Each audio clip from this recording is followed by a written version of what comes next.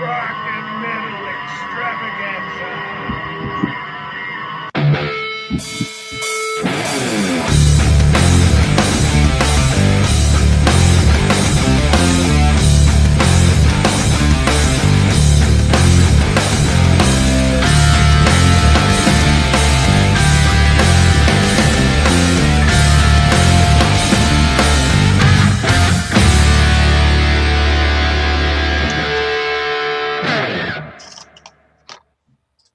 Hello, everybody. Welcome to Slogan's Rock and Metal Extravaganza. There's Cody.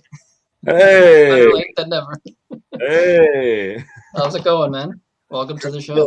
Sorry, I'm a little dead before noon most days, and so yeah, but I'm here. Look, I was telling him about your dad. Now he's trying to find out which one your dad is because I've got. Has a 6-string bass, Cody.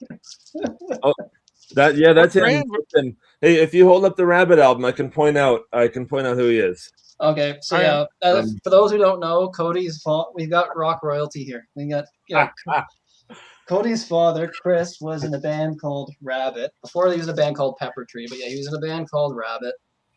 I have no clue. I'm trying to look for the guy that looks like you, but none of them really. No, he The does. guy on the far right, top right. No, right middle with the curly hair. Him? Yeah, that's him.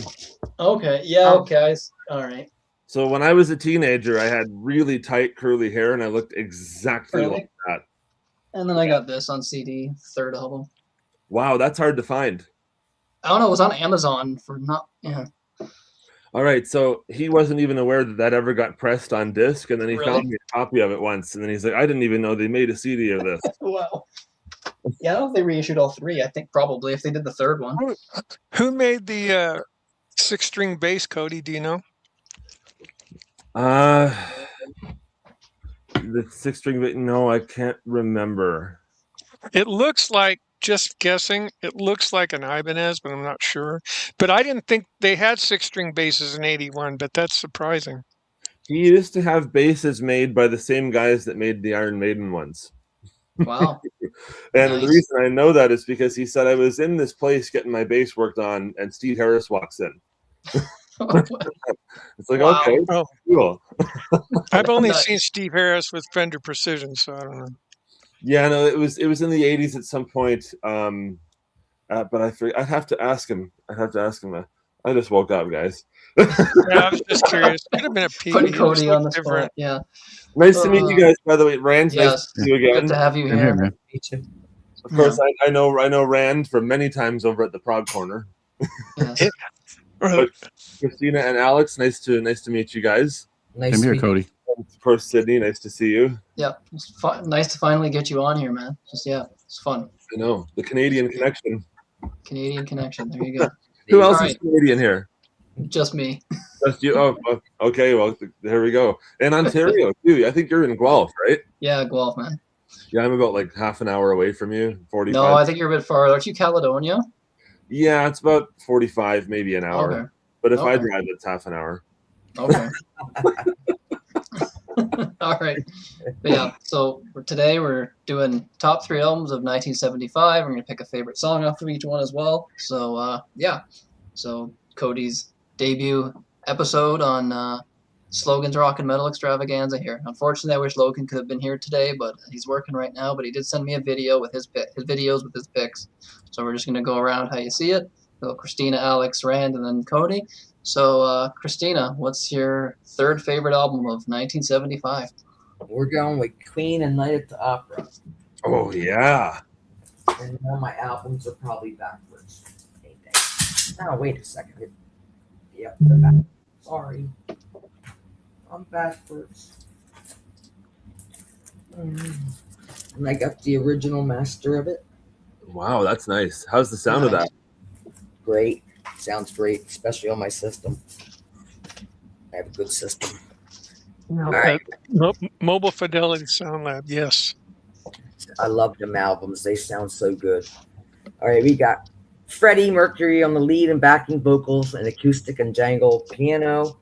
We got Brian May on electric acoustic guitars, lead backing vocals. Roger Taylor on drums, tambourine, and timpani. And John Deacon on electric and acoustic, bass, double bass, and electric piano.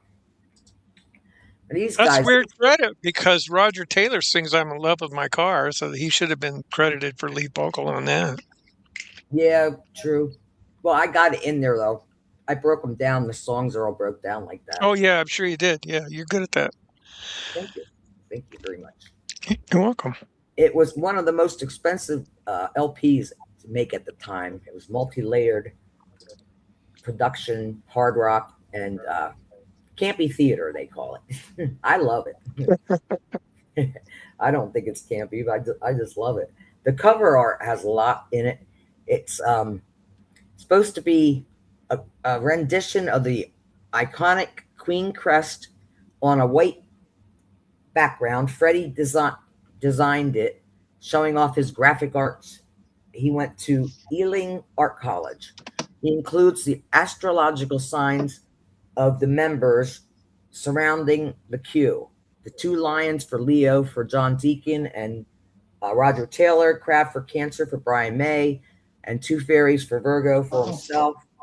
A large phoenix spreads his wings over the crest, supposedly symbolizing immortality and rebirth.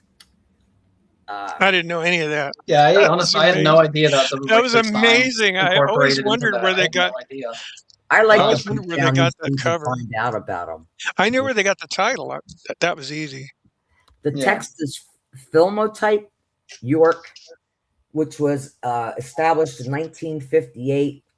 It's the first UK pressing with embossed matte gatefold, included portraits of the band members and lyrics, printed like a theatrical playbill.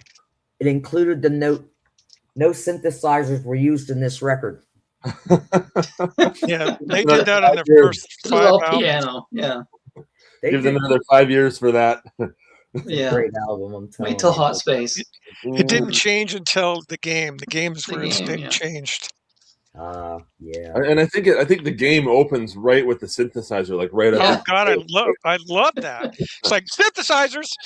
Of course, Randall. I think "Playing the Game" is a great song. Me too. Huge Queen fan. Is it "Play the Game"? It's "Play the Game," right? I think yes.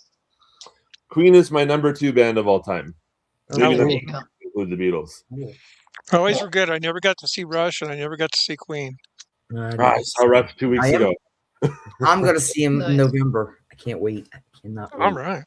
I saw them at the SARS thing, but we discussed that all on another thing. Yeah. I don't know if do you ever see that, Cody, or you would have been too young for that? I was very young for that, but I heard that they absolutely killed it, and I heard AC/DC was amazing. Yeah.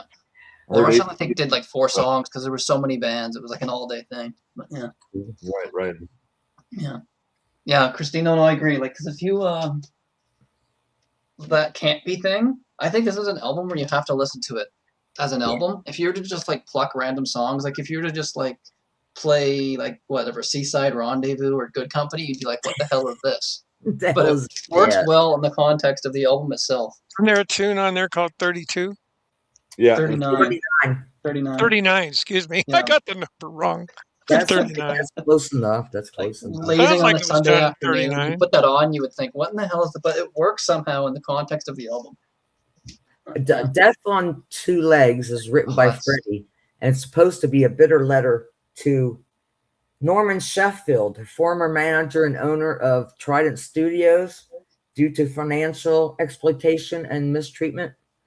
That guy sued them, and they settled out of court. Got eerie piano on it, Brian. Delay and harmonics mimic the stabs. Reminiscent of Bernard Herrmann's Psycho film. Do you hear that in there? I have to listen to that carefully because that's what they say. Yeah, I could hear that. My favorite Bernard Herrmann is "The Day the Earth Is Still." God, that's great stuff. Popped up on my screen. Don't do that to me. So he settled out of court. So that proves that this song was really about him. Yeah. Now I lost my spot. Sorry. Well, yeah, they put the little "indedicated to." I don't know how he sued because they never mentioned his name in the song, but I guess I like that. "Screw me over, I'll write a song about you." Yeah. Well, I love the lyric. He says, They- but you They can did kiss tell a my lot of ass people. goodbye. They did tell a lot of people who it was about. Did they? Yeah. Okay, well that probably was what. Yeah. That would do it then. Fun fact: next Saturday is Freddie Mercury's birthday. Also, That's Oh, I didn't realize. Okay, so you share a birthday with that? I didn't realize that. R.I.P. oh, I share a birthday with a lot of people. Share a birthday with him? Jeez. Talk about that next week. And then you got Lazing on a Sunday Afternoon, which is like a vaudeville music hall, 1920s. That would be another one if they just put on right away, you know? Yeah. And then we have I'm in Love with My Car, which was sung by Roger. See, I told you I had to It's go a there. great song. Yeah. I It's love like a that. Lamborghini or something. I think he's playing all the instruments on it too, isn't he? Probably got a McLaren. He said he was inspired by a roadie who drove his Triumph TR4 and was obsessed with it. And also his love of cars. He features the Alfa Romero engine in the background of that song. Oh. But at the end, it's in there. That the one that engine revs up, that's his car. That's his car. Okay. You're My Best Friend was written by John, and he played the Wurlitzer electric piano on it. Yeah. Great sound. The Supertramp sound. You bet.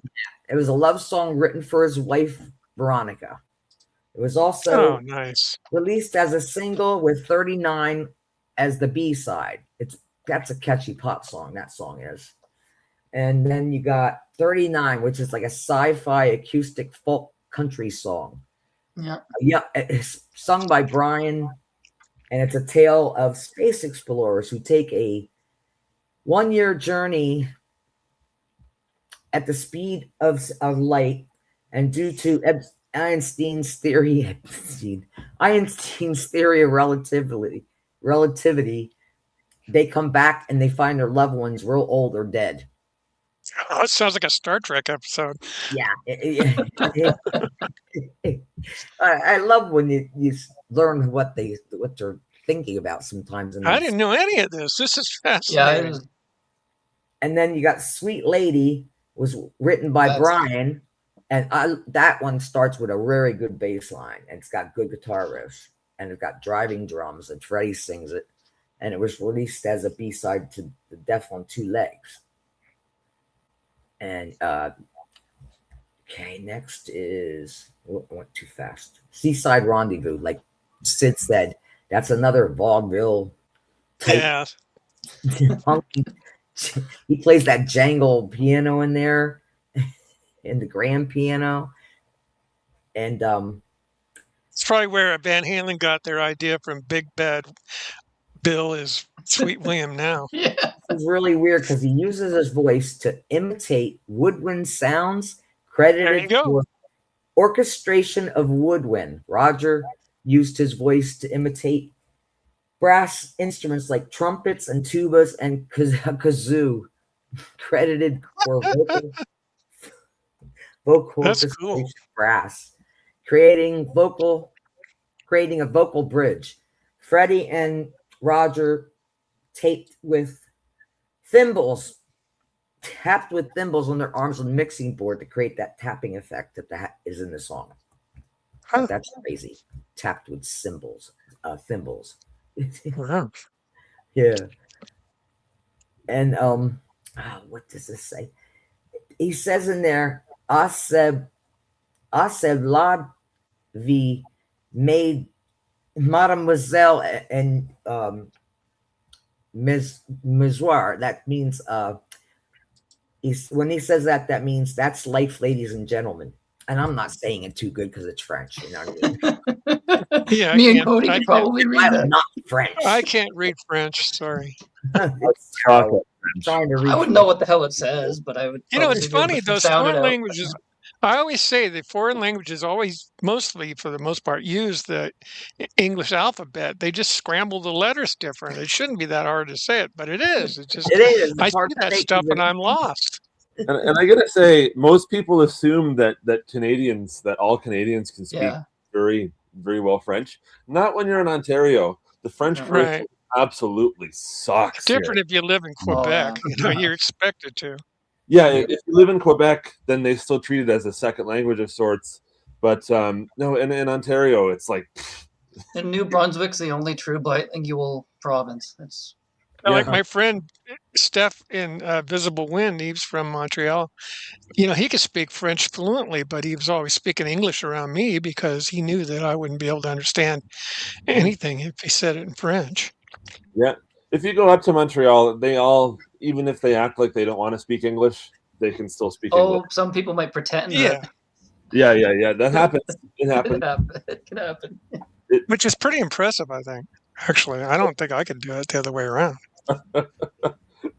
Yeah. All right, then we got the Prophet song, which is their longest song, which is 8 minutes and 20 seconds. It was written by Brian. He had a dream while he was sick in bed with hepatitis of a global flood. So this is like apocalyptic biblical lyrics in this song.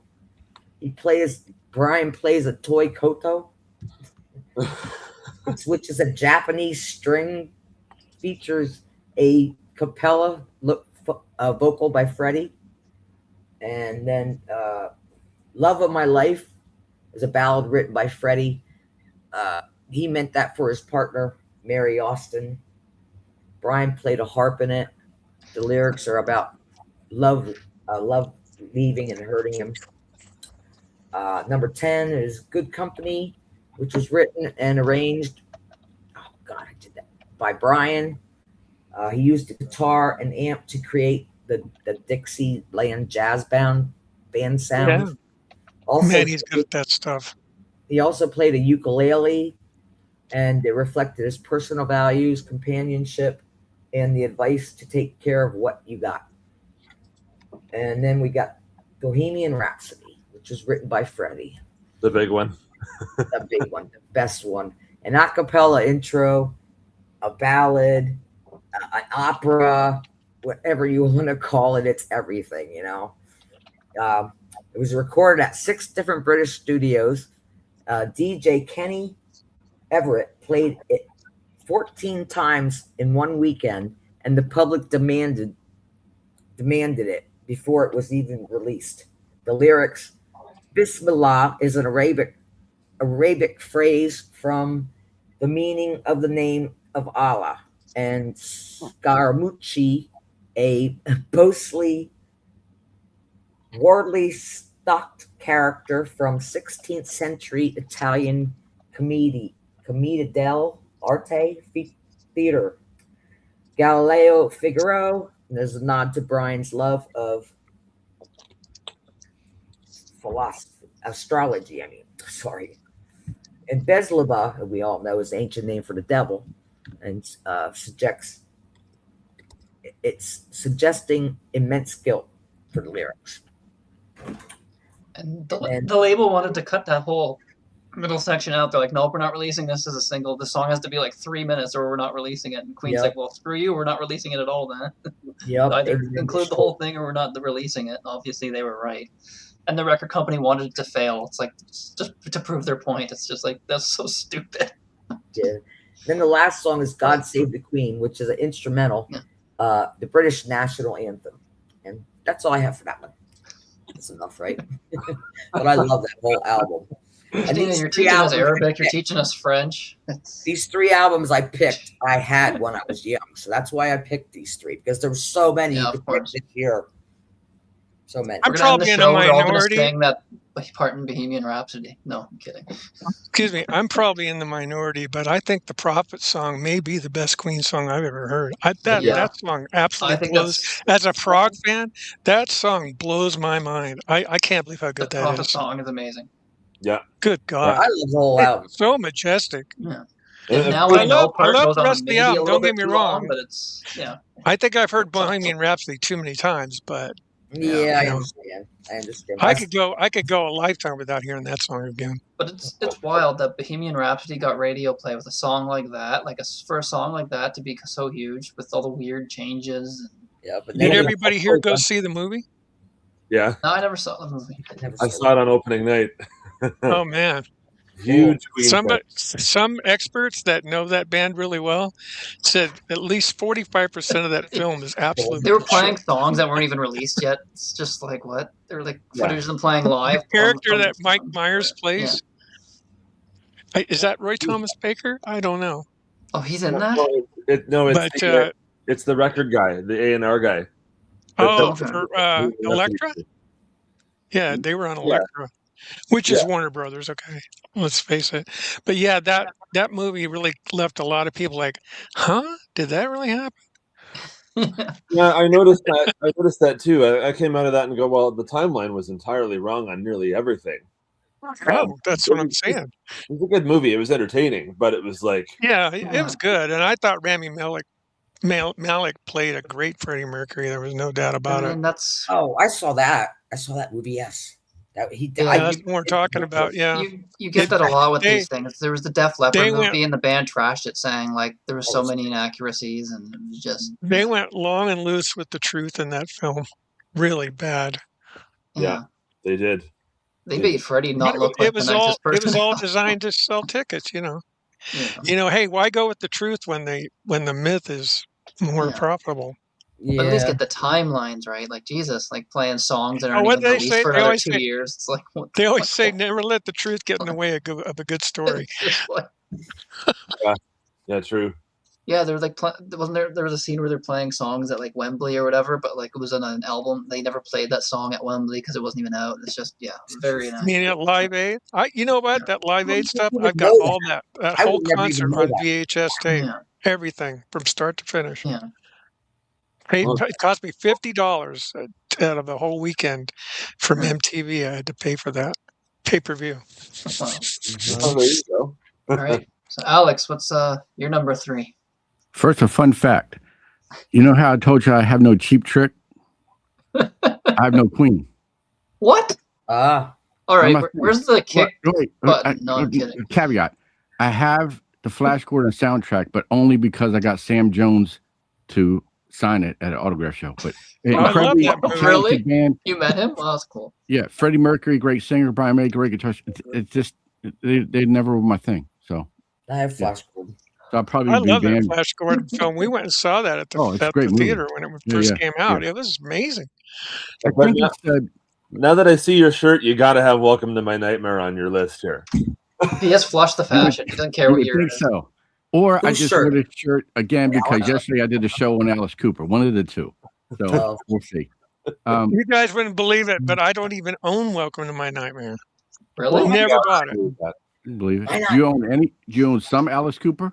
Oh, I love Killer. I love School's Out. I love $1 Billion Babies, and I love Love It to Death. Well, what's up, Fran? I just didn't like how he treated his band. Did you hear how he made that record? Who? He literally made the record and then told everybody over the phone that they were fired. Who was this? Alice Cooper. Alice Cooper. I mean, he was at the height of his drug use. He called up Glenn Buxton, or maybe he had the manager do it, but Shep Gordon. But anyway, Glenn Buxton, Dennis Dunaway, Neil Smith, and Mike Bruce, all 4 of those guys were fired before they found out that Welcome to My Nightmare was done and ready to go and be released. Oh. Wow. I mean, we're talking 70s Alex. What a shitty way of doing it. But he was really drunk back then, so I'm sure he could use alcohol as an excuse. I'm sure he doesn't do it. Do stupid things if you're that drunk. All of that sets up my number 3 album very nicely. That explains why he's wearing the shirt, folks. I did an Alice Cooper show yesterday. That's why the stuff behind me is Alice Cooper. I love Killer. Killer's my favorite. I love that too. Love It to Death is probably my favorite. That's where you get on the 71 show. What's that? Oh, Dwight Frye. That's where you get the shirt from, right? The gatefold of Love It to Death. Yeah. There you go. Oh, okay. So this was obviously his debut solo album, right? So Muscle Love was 73, breaks up the band at 74. This comes out in 75. Big success, number 5 on the Billboard charts, which is all the success they built with the Alice Cooper band was carrying over. Goes platinum here, goes 2 times platinum in Canada. I must start with the amazing art by Drew Struzan. who is known best for his movie posters, Raiders of the Lost Ark, and on and on and on. Incredible artist who just recently passed away. Uses Bob Ezrin again on production, who also writes 7 of the 11 songs. Dick Wagner on guitar, also writes 6 of the 11 songs. Brings in much of Lou Reed's band. Tony Levin plays bass on 2 tracks. And so this is really the start of the true concept album for Alice Cooper, although you could say School's Out. There's conceptual elements, but this is a true concept album, bringing back the character Stephen from Love It to Death and going through sort of a number of dream sequences through the song. So, and very much in the theatrical direction, right? We just talked about Queen. Well, this is Alice Cooper really embracing this whole theatrical thing. So first track, Welcome to My Nightmare, was actually the 3rd overall single, which I think is weird as a title track, but it did get the Billboard 45, and I think a perfect way to open up the album. To this day, one of my favorite Alice Cooper tracks. Starts off slow and quiet and then builds to this fever pitch. And one thing I would say about Alice Cooper is, no one's going to mistake him for an opera singer, right? He doesn't have this big range, but the way he uses his voice is incredible, from the ballads to the rockers to everything in between. He just knows how to sing the song in his capacity, and it works every time. So then we go to Devil's Food, another great track, layered vocals of this chorus under Alice's singing. But the shining moment of this is Vincent Price, who has one of the great guest appearances of all time. Also has a guest appearance on Thriller, but his spoken word on this, a dissertation on spiders, it's fantastic, and that flows right into Black Widow, which is a dark and ominous song. And then you go into some folks, which now you get this vaudeville Alice, this finger snapping, a very show tune kind of track. And then we go into Only Women Bleed, which is really his first true ballad. So just on this first side, you're getting such diversity. I think it really shocked some people coming off of what he did with the Alice Cooper group. At the same time, it set up what he would do moving forward. I always liken him to David Bowie, in that David Bowie of a heavy metal hard rock, in that he's a chameleon. He does all of these different styles and goes into the blackout period with new wave and does some industrial later on, and really doesn't get enough credit for the amount of things that he's done over a wide span and 30 some albums. So anyway, we go to side 2, Department of Youth, which I love this track. It was a UK only single, but here we're getting a little bit more of an upbeat song, yet another song dealing with youth rebellion. Goes into Cold Ethel. Here you get the dark sense of humor. It's a catchy song. You almost forget that he's singing about a dead girl, right? It likens her to frigid as an Eskimo pie. So again, you're getting this dark sense of humor from him. That goes into years ago, and now the demented humor just becomes demented. This is a weird, eerie song, very sparse instrumentation, and then at the end, the mom of Stephen is calling out to him, and that leads into the track Stephen, which starts with this spooky piano. Yet another Cooper voice now. Now he's kind of childlike before he gets into his full-blown menacing tone. Again, this builds with this cinematic feel, and that goes into The Awakening, which is sort of like a little bit of an interlude before you get to the last track, Escape, and now it's upbeat. Now he's kind of battled these nightmares, and he's coming out of this dream state, and it's got a very positive look. So this really takes you on quite a journey, one of Alice Cooper's most interesting albums, and so comes in at number 3 for me. Nice. Yeah, you're right. Like Alice did, Frank Zappa. like those early albums, the Zappa producing, were very weird, like psychedelic, like the first 2. There's some hard rock moments on it, but they're really weird, especially the first ones. It's very, very weird. I worked with a guy who said, and garage rock, those first things.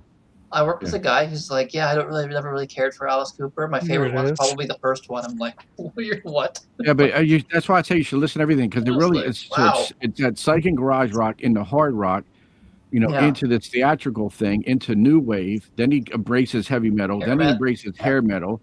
Like I said, in the 90s, that's a mix of everything. There's some industrial coming in. I mean, he really is. And it's not like he's doing it like some bands to chase trends. He was really just doing this because it felt right to him, right? Yeah. Maybe the hair metal thing, you could say, bringing in Desmond Child and so forth. that was a little more calculated. But I think much of this is just Alice being Alice, which is the material was still good. He already took on a persona, right? So he's playing a part, and if you're playing a part and as an actor, then you embrace all these different roles, right? So that's my summation, Alice Cooper. I've said this before. I was born in 1969, and my mom got into Alice Cooper in 71. So the first music that I heard was Alice Cooper. So, oh, wow. Yeah. He loves that song. I love the Ted. It puts him to sleep all the time. And dead babies and sick things. That's my lullaby. No, and seriously, I have the 8 tracks that my mom played. I still have. So they're they have little monetary value, but they mean a lot to me. So what's your wife's name? Marianne? No. Yeah. Cold Ethel. Cold Ethel. Yeah, I was 3 years old singing Cold Ethel. Yeah. The baby's upset. Put on Halo Flies. Settle down. Oh, that's an excellent song. Yeah. That's excellent. Yeah. I will say, Mommy, can you play Love It to Death again? I want to go to sleep. It's a ballad of Dwight Fry. I was going to say ballad of Dwight Fry knock you out like that. Yeah. Holy moly. Yeah. I don't think Alex has any kids, but if you had kids, what, Stephen, Ethel, and no, actually, and I was being serious. Have we ever had a kid and being a Cinderella fan and having the last name Winter, boy or girl was going to be Long Cold Winter. That was the kid's name. So, Long Cold. That poor child. That's why we didn't have kids. Long Cold. This is why in Germany and Sweden, you have to actually get government permission before naming your children because people were naming them like someone named their kids Metallica and really stupid shit. It's just like, come on. Oh, jeez, Metallica. Why would you name that's awesome. Metallica? That's awesome. I would love to name my kid Metallica. No, you're gonna name your kid Dream Theater. Its brother would be Megadeth. Dream Theater Brockway. I'd rather name him Megadeth. Megadeth. Slayer would probably be the best name, but Slayer, if it's a boy. Well, maybe it's a girl too. Yeah, it could be a girl. That's a unisex girl, name. Yeah, be a girl. Testament, Exodus, Death Angel. You say they're biblical names. So who goes next? All right, Mr. Rand. What's number 3? Yeah, this was really hard. I mean, I went into my collection about 3 in the morning and was just looking around for 1975 CDs, and I was like, oh my God, I just barely made it with 13. There was a couple that I probably thought would duplicate, so I didn't grab. So anyways, I'm going to start with what I went through with eventually was just 3 of the ones that I played the most in 1975 that I loved the most. So the order of them are kind of like the same. If you get my drift, there's not really a countdown to these. But I'm going to go with this one first. Okay. Nice. Frank Zappa, One Size Fits All. This is my absolute favorite Zappa album for a couple of reasons. One is the opening number, Inca Roads, is just mind-blowing prog. There you go. There's a fan. I mean, it's just yeah, this is a poster too. But there's just so much going on in Inca Roads, and it's all about a UFO down in Peru, and the Nazca lines and all that. They talk about all that in the lyric that George Duke had to sing. Did you ever heard the story about how Zappa laid that tune on him? He goes, "I got a song for you. Here you go. You're going to sing it, and you have to play keyboards live while you sing it." It's like the melody is insane. It goes really, really high, bounces back to normal. I mean, it's just nuts. It's kind of like Brian Wilson's Surf's Up on the Beach Boys' Surf's Up. That's a hard song to sing because it shoots up to a very high F. But anyways, Inca Roads is phenomenal. And the other tunes, for me, they're okay. But one of the main reasons I love this album is because he is notorious for swearing on his records. He doesn't do that here. There's not one dirty word on this album. There's not even an inflection of anything crazy sexual on this album. It would have been funny in Advisory. There was no swearing. For Advisory, this album unfortunately contains no vulgarity. Listen, by your own risk, that would have been hilarious. 10 years later, this is absolute truth. 10 years later, in in 1985, he releases an album called Jazz from Hell. And the people that run things hate him so much, they put an advisory sticker Really? on Dirty Lyrics, and that album has no lyrics whatsoever. It's just jazz music typed out on a synclavier keyboard computer. It's insane. But this is what was going on at the time. Just shows you the people doing that don't ever actually put the music on to listen to. I absolutely love this album. It's great. The song Andy at the end, they talk about Andy Devine, the actor. There's somebody on there that does an impression of him from the movies. He was in a lot of John Wayne films and stuff. He had this kind of high-pitched, he almost sounded like that guy Walter Brennan from The Real McCoys. I don't know. You guys are probably not understanding what I'm talking about because I'm so old. But this is great. Sofa number 1's really cool instrumental. Pajama People, hilarious song. Yeah. Florentine Pogan, that's okay. Evelyn, A Modified Dog, that's very short. It's $1.04. San Bernardino is really cool. 5.57 rockin' tune, and Andy rocks.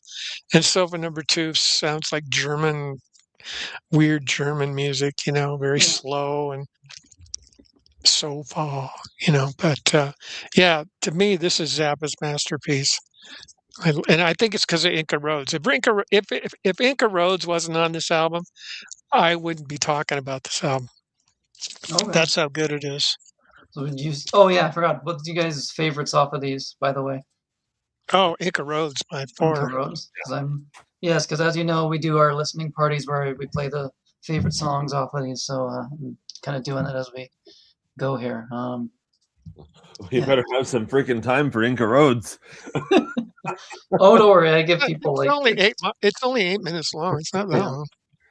That to me that's probably, I don't know. It's hard to pick a favorite Zappa album, but I think I'm in the same boat as you, Rand. That album, one of these that just changed my life as soon as I heard it. And one thing that we didn't mention is that if you like Genesis, which I love Genesis, me too. Chester Thompson on drums, right. That's how they got him. They heard that album and Weather Report and said, "We got to get this guy." Because I saw that tour with Bill Bruford. I got to see that live in Berkeley, where Bill Bruford was playing drums with Genesis, and that only lasted on one tour, and he was gone.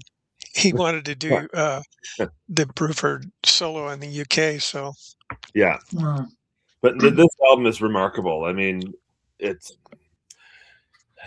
Is that on your list? Is that your number 3?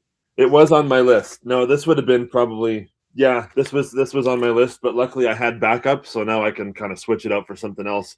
But it's a fantastic album, and I love all the other even smaller tracks like San Bernardino and Mojave and a Winnebago. Like that's just hysterical. And the stuff that they're playing, I'm gonna go back to Inca Roads because they get to that bridge section. Oh my God! After the solo.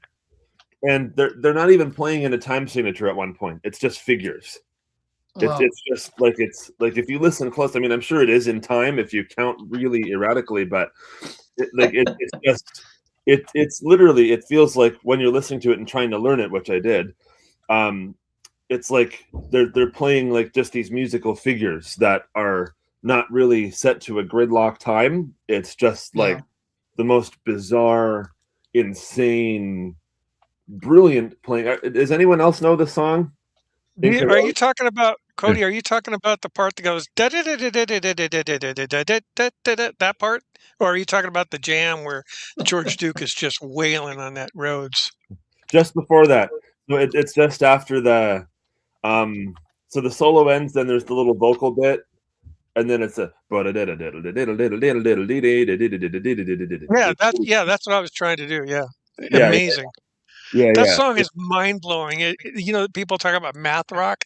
There's the inventor right here. He invented that style. Totally. It's one of the most brilliant things I've ever heard. Ever. Yeah. To this day, I mean, I'm amazed. Every time it comes on a YouTube video, I'll sit and listen to it live or whatever at the Roxy. I have all that stuff, but I never get tired of this tune. There's just so much going on that you can't get bored. It's impossible to get bored by Inca Roads. If Inca Roads bores anybody, then they're not gonna like any other Zappa, I don't think, because it's just amazing. It takes on a second life after the solo, doesn't it? Like there's the long solo in the middle, then it just takes on like a whole other aspect of the universe. And the stuff that Ruth Underwood plays on the xylophone is just mind-boggling. Oh, absolutely. Yeah, Ruth Underwood is amazing. So should I go next? Yeah, you're next. All right. Oh, yeah. Well, 1975, and this guy drew on my album. He drew on it. That's right. You met Steve Hackett, yeah. Yeah. So I went for some more progressive stuff that I didn't think was going to get mentioned that much, except for maybe by Rand. You and I are on the same. Like you said, we're in the same boat. Dude, if it sinks, we're going down together. Yeah. I think this album is tremendous. And what should be noted is that Steve Hackett was the guitar player for Genesis. He was all through the Peter Gabriel era and the first two Phil Collins era records. So 71 to 77. And when Peter left Genesis in 1975 to...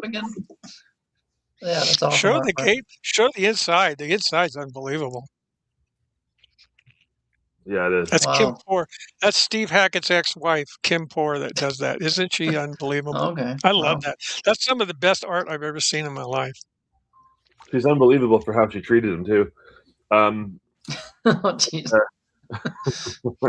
Yeah, no. Well, I don't know. It wasn't there. No, the artwork is incredible. You're absolutely right. Yeah, she's amazing. But this album, so when this came out, Genesis was on the rocks. Peter Gabriel had just announced that the Lamb, after the tour of the Lamb, that he was going to be leaving the band, and then he would go on to sell 100 million records. I guess he had a crystal ball. He knew that he would be super, super famous and whatever. But so the band was unsure of its future. Phil Collins wasn't quite a singer yet. Like he had sang on a couple of tracks here and there, but for the most part, he was still primarily a drummer.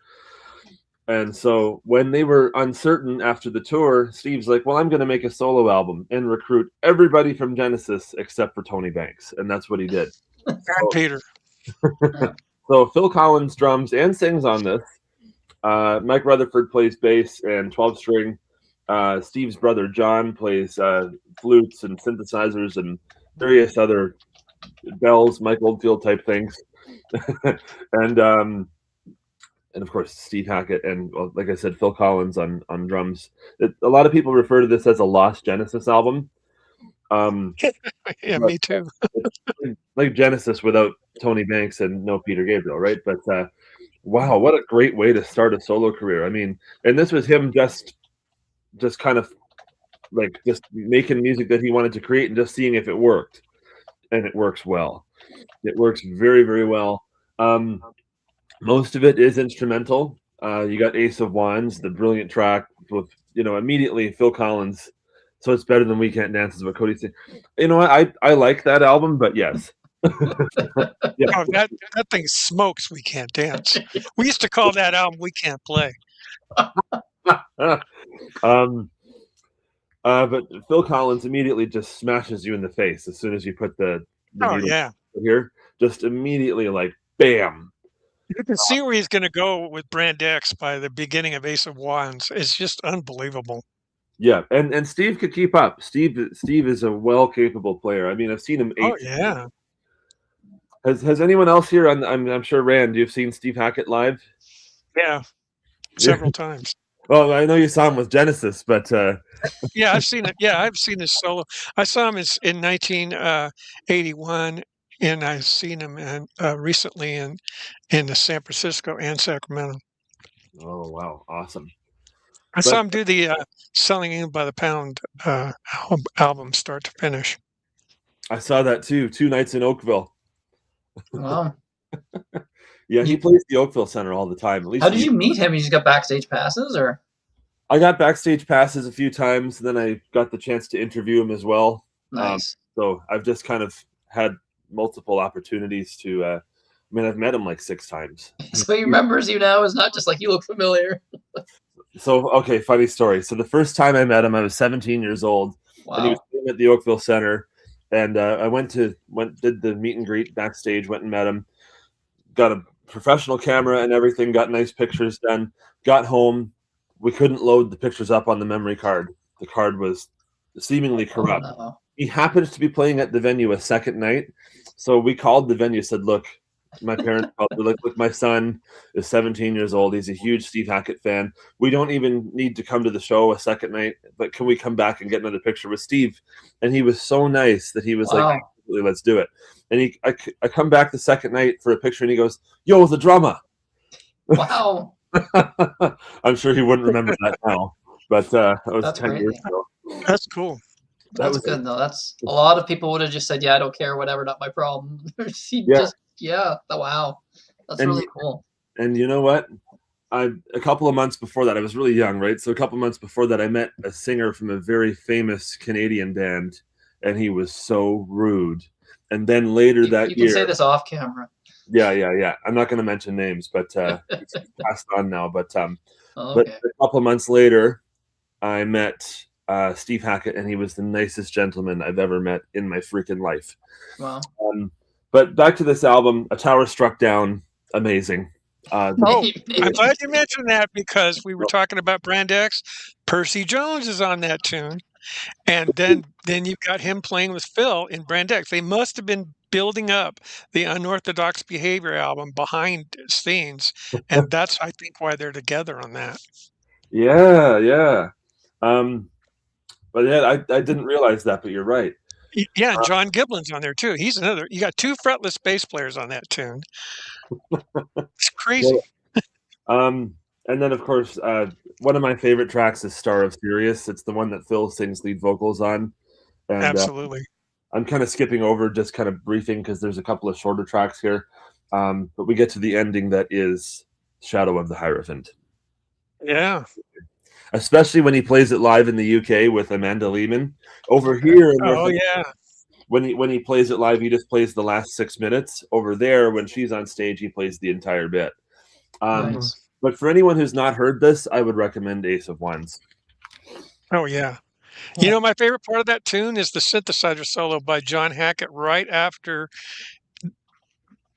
the initial intro, and the synthesizer part that goes da da da dee da dee da dee da dee da. That part, I love that tone.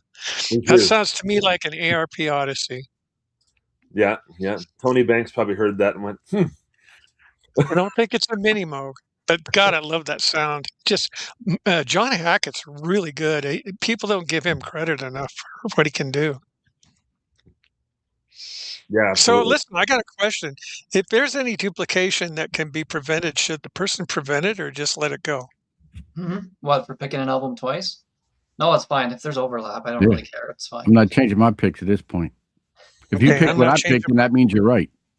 I'm not changing my picks either. Okay, that's all I'll say. That's all I'll say. You'll figure it out. Oh, I got to show Logan now before I go to me. Let's see. So Logan's got his Cody video. probably already knows what I meant. I think so. I think we'll be seeing another Steve Hackett again. That's what I think. So I got to make sure I play the right video here. I have 16 Steve Hackett albums, I think, and I think that's my favorite. It is pretty incredible. This is wild. I'm playing Logan's favorite now, so we'll see. Oh, okay, cool. It's already. Speaking of lining up already. Well, hello, Slogan's Rock and Metal Extravaganza crew and everybody watching at home. This is Logan here. Of course, you already know. But basically, had some scheduling things. I had to work when you guys were going to do this show, so I'm just going to make a video here giving my 3 favorite albums from 1975. I love the shirt here, but it might be backwards. I'm not entirely sure how this is going to come out. Basically, let's get into it. So my number 3, Alex, pay attention, is a guy. If you know me, you know he's going to show up eventually on one of these countdowns, and I think this is a great album to show off. And I might not be the only person picking it. I don't know. We'll see. I guess we'll see in the future. because I am recording this in the past, aka last night. Alice Cooper, welcome to my nightmare. Right off the bat. The first solo album, technically, by the man, Vincent Fournier, right there, with a little top hat. Yeah, the band basically, Alice basically left the band and, said, I've had enough of your guys' drug ways and I'm going to go out on my own. And just, Okay. Have a drink or two every now and then. But, basically, okay, Alice and Bob Ezrin basically created this whole concept, I would say. And it's probably the darkest thing they ever kind of came up with, I would say. Because there's a lot of, this whole album is a concept record about a boy named Steven and his nightmares that, haunt him and stuff. So it's kind of pretty cool, pretty groundbreaking for 75, I would say. There's not really any other record like that, I wouldn't think, from this time period. But the background thing is loaded. Yeah, so some of my favorite songs, all of it's great. Title track's awesome. Welcome to My Nightmare. It's got a lot of acoustic things, and besides Alice, got to highlight some of the players on this record, especially Steve Hunter and Dick Wagner, two of the best. That's the best sidemen you could have in your band, basically. And yeah, they shine on all these songs, man. And Alice still plays a lot of this stuff live. I'm glad to say I have seen him 3 times now. So, and he does a good majority of this album live, so it's pretty cool to see. But yeah, Welcome to My Nightmare is awesome. Probably another highlight be Devil's Food and Black Widow. You got to have them together, And of course, with Black Widow, that you get Vincent Price, which he's a big name in the horror world, to do a little voiceover thing at the beginning before the song really kicks in. And the way they do that now live is really cool. With Nita Strauss does her great solo in between all the instrumental parts. But yeah, there's some different stuff on this record, like Some Folks is kind of like a jazzy number, which is kind of different, has horns on it and stuff. And yeah, Only Women Bleed's a classic, right? Classic balladry from Alice, which just kind of started the ballads for him being the most successful songs on the records for a little while, starting with Nightmare here with Only Women Bleed, which, is a classic ballad. He still plays that live. And yeah, Side Tube, everything on this record's great, man. Department of Youth is a great anthem song. Cold Ethel is awesome, right? Alice, he liked talking about doing certain things to certain people who aren't living anymore. How about we say that? But and then the next 3 tracks, Years Ago, Steven, and The Awakening, I always just feel like they go together really great. Great concept going on in those 3 songs. And then Escape's just a great kind of party rocker to end the album. So yeah, my number 3 is Alice Cooper's Welcome to My Nightmare. Oh, that's funny. All he did was copy everything I said. He's a plagiarist. Plagiarism.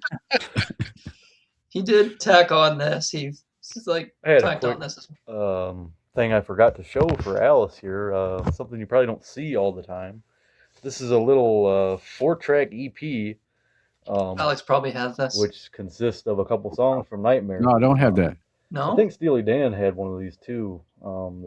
This came out on Anchor Records in 1977, so a couple years after the album. But yeah, it's got Welcome to My Nightmare, Department of Youth, Black Widow, and Only Women Bleed. So I just thought it would be something to show off in the collection. Something you probably don't see ever, really. So yeah, there you bootleg. Go. Oh, that's funny. That's 100% bootleg. I don't know. Yeah. I will go on Discogs after the show. That will be in the collection today. Not that there's anything wrong with that. I'm just saying, people buy bootlegs. That's why they're there. I always say that if there's a demand, there'll be a supply. Well, you know me. You can tell I go more in the hard rock direction. That's what you're gonna kind of get to do. Well, my number 1 is a little bit different, but yeah, I don't know if this one will come up. I'm not sure. But yeah, this is actually the uncensored cover. But again, this was a band that was known for controversial album covers, let's just say, and they kept getting them banned or censored or whatever, and had to refilm or retake the pictures. this one they just kind of like covered this lady up, but yeah, it's Entranced by Entranced Scorpions. by Because her Scorpions. boob is showing, so yeah. Yeah, There's yeah, the right. censored version where they just kind of like cover it up, but yeah, that's By tame the way, compared to what I gets always released thought the now. whammy bar on that guitar doesn't look stock. That is not a stock Fender whammy bar. Somebody put that on from something else. Yeah, it looks like. And they're looking all like a bunch of hippies on the back, of course, but yeah. I'm sure that's Uli's guitar, though. Yeah. It's probably his girlfriend. Yeah, like I don't know. I don't.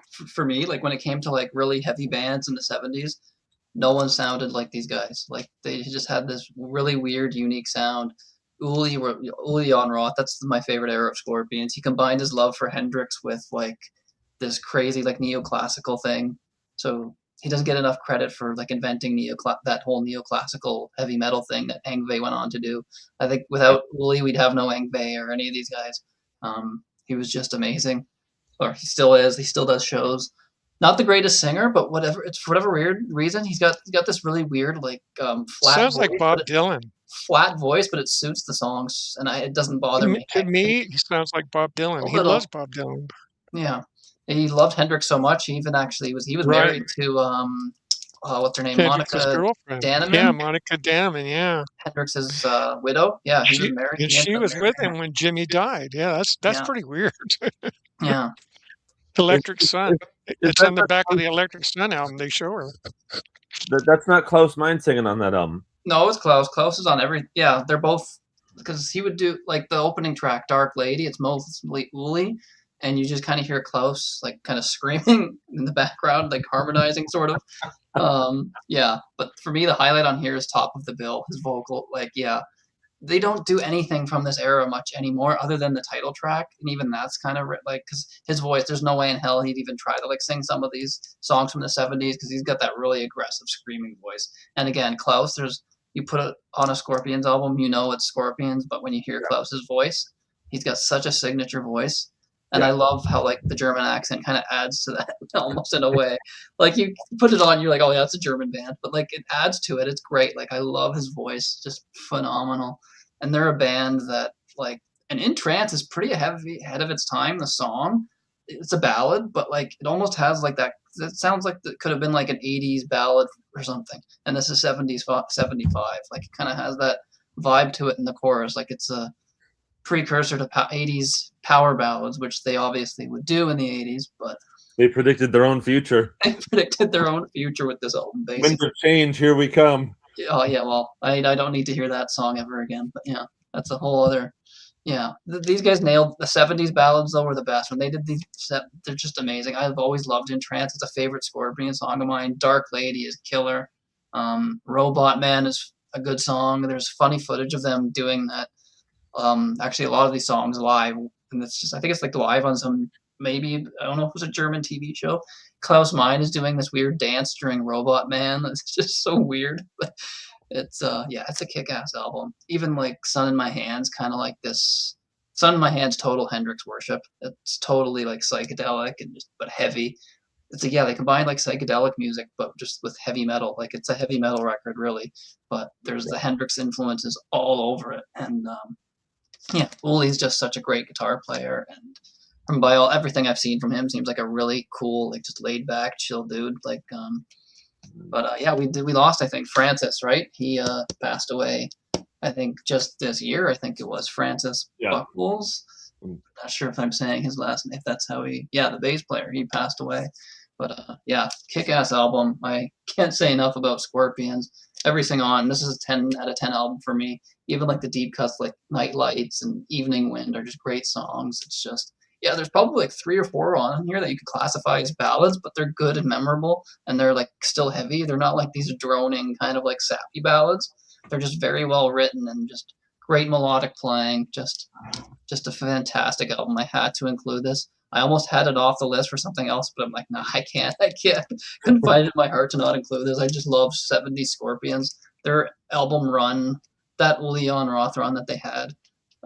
Yeah, I don't know, just phenomenal. I'd put that up there with any other, like, I guess I'm trying to think. Yeah, it's funny. Album run in the '70s. The first time I saw a Scorpions album was Flight of the Rainbow, and I saw that cover and I they thought, advertise that on here, which is weird. is this a progressive jazz record? I mean, it just has a prog look to it that does. It's a really you never know weird what it album was going to cover. sound like. Yeah, I love that cover. It's so weird. yeah. Propellers on your shoes. I mean, how realize cool is now that? there's like a snake on the cover, and yeah, but That's probably a guitar strap, buddy. Is it? It looks like it's supposed to be a snake, though. It's like a snake. Well, guitar it could strap. be a snaky guitar strap. It is a guitar strap, but it's You know, it's funny. You made that point about Klaus Meine's accent when he sings. Yeah. We always, when I was a kid, we always were confused because the Beatles and all the bands out of there, England and all that, had these accents when they talked, but when they sang, they just sounded like us, and we couldn't figure out why that was happening. Why don't they sound like they're from Britain, you know? But with the German bands, you're right. Every one of them, Scorpions, Eloy, all the different bands that sing and stuff, they've all got these German accents that are a bit different once you get to the full-on like metal stuff, like Halloween. You could just think that they're British or something, but like like the 70s German bands, but it added to the uniqueness. Klaus Meine, no one sounds like him. Halloween are Dutch, right? No, they're German. Halloween or German. I thought they were but you would just think they're British because they kind of have that Maiden thing going on. But yeah. My bad. Maiden in Toronto tonight and tomorrow. Nice. That's Hopefully my number. Tickets for tomorrow. My number 3. So Christina, what's your number 2? It's going to be a welcome to my nightmare. Welcome to my nightmare. You have to play every damn Christina's song muted. Christina's muted. Uh-oh. Christina, we can't hear you. Your mic. Welcome to my nightmare. I said we were going to have triplets, and I have this picture signed by Alice. Wow. Nice. I think you're going to like it. Now I get it. Let me see if I can add something to this here. Rand Kelly is going to go for his Alice Cooper tribute tonight. I don't even own the record, and I know how to sing that. Well, that's good. That's good. You know, that's Tony Levin on bass on that. Yes, it's Tony Levin. Can I say real quick, when I first saw Peter Gabriel after Yesterday and Today, he had 3 members of this band. Tony Levin on bass, Dick Wagner on guitar, and Steve Hunter on guitar. Steve Hunter was incredible. Yeah, they're both. He also had Robert Fripp, but he didn't do much, and he was hiding. No. They called him Dusty Rhodes. Vincent Price also starred in the TV special, and I'm pretty sure I remember seeing that. Yeah. Back when you could watch things on TV, you know, like the midnight special and stuff. You could watch concerts on TV. You didn't have to pay for it, you know. Don Kirshner's rock concert. Yes. Night Flight. That stuff was used to watch Night Flight every Saturday or Friday. My mini mook. It's so much fun. What are you gonna do? All right. Is there anything else I can add? He mentioned about Drew. We also did the posters for Star Wars, Back to the Future. Is there anything else I can add? Not too much, probably. My favorite, I don't know which one to go with. I love that whole album too. I'm gonna have to go with Black Widow. Everyone's gonna want to pick that. It's all right. Yeah, Bill Black Widows. It's probably my favorite. Did everybody pick it? What did Alex pick? No, I don't. No, I'll do Steven. Steven. And what did I'll have to go back and watch. It's fine. It's not gonna be. I don't need them right away. It's fine. He'll probably copy me again and want to do Steven. I don't think he said Steven. Yeah. Yeah. One other fact. There's the only women bleed. I forgot to rate. They criticized him for that. Yeah. For that song, and they made him change it to Only Women on the single. Yeah. That makes no sense. Only women what? Like what? Only women. Well, they had to take only women. They didn't like that. They didn't like that bleed. They didn't like that at all. Yeah, wasn't there some stupid rumor that it was about periods or some nonsense? It's just like, come on. Yeah, okay, that's what it's about. It's not. It's about women that are abused. Ridiculous. Just like, That's what it's People about. thought it was about menstruation. It was just like, no, it's not. It's like, the fact that it is about, it's clearly about women who have been through a lot in bad relationships, but then these record companies see the name and go, oh, we can't have that. Listen to the song. Yeah. Yeah. Read the lyrics. Well, You don't have to listen to it. It's like that Zappa thing I was telling you about, where they placed the harmful lyrics sticker on the record, even though there was no words on it at all. The same thing. That's the most misunderstood song, I think, of all time, is Only Women Bleed. Misunderstood. Lita Ford did a great version of that song. Who? Really? Lita Ford. Yeah. Cool. Christina plays the song once a month. No, I'm kidding. No. Christina's too old for that. God. Oh my God, that took me a second. Sorry. Oh, I got one for you guys. She did a version of it while she was with Tony Iommi, and then she ran away. Oh my God. Oh Jesus. Oh boy. All right. That's a great album anyway. I'll be here all week. Out the blood. Facts of life. Yeah. You learn a lot on this show, Cody. Yeah, I'm a virgin. Sid has no fucking class. I abstained class. I don't know. Oh, Jesus. All right. That's it. Nothing else to add, Christina, other than they said it all. That's what you get. We get menstrual cycle discussions on slogans. Drop that now, please. Drop that. I blame Alice. He's the one that wrote the song about it. This is a lot more unhinged than some of the other shows I do. So thank you guys for this. This is nothing. Webb in already early. We like to have fun. Hey, Webb, how you been, buddy? Webb, how's it going? Webb. Alex, Webb and I are out of what's touch. your number 2? All right. Well, first, since we're showing off signed Alice Cooper stuff, and I had this because of the show I did yesterday. Plus, we have some Frank Zappa fans here. So this is my From the Inside. That's signed by Alice, Dick Wagner, and Flo and Eddie. Cool. And Flo and Eddie. Yeah, because they're on the album. Yeah. Were they on that album? Yep. Yeah, they do background vocals, I think, on a couple tracks. Yeah. Oh, wow. So you met Flo and Eddie then? No, I've never heard that record. I was in the business, so I was able to get stuff signed. So a lot of my autographs came through that. I do have some in-person stuff, but this wasn't in person. Oh, well, that's a cool piece to have, and it's a great album too. Yeah. Yes. Spoiler alert, might be on the future show. I've never heard it.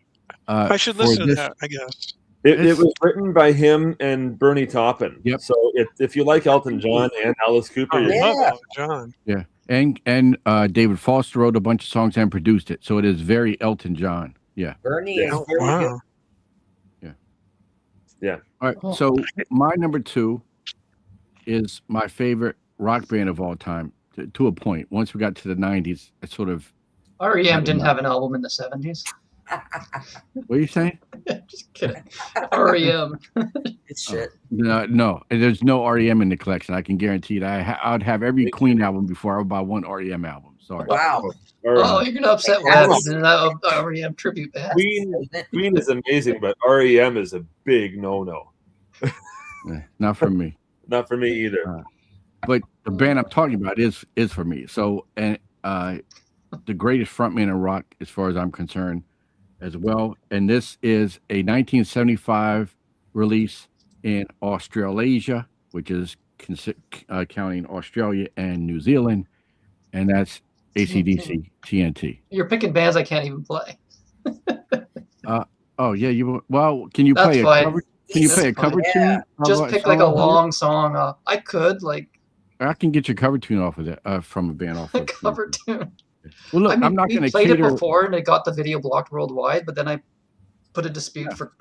I don't want to get your band, what's but it at the same called? point, I'm not going to. It got unblocked, so I'm not going to change my picks just for your damn show. No, I know. It's okay. You know what I'm saying? Just pick the longest song off the other albums. I don't know. So when in doubt, go live.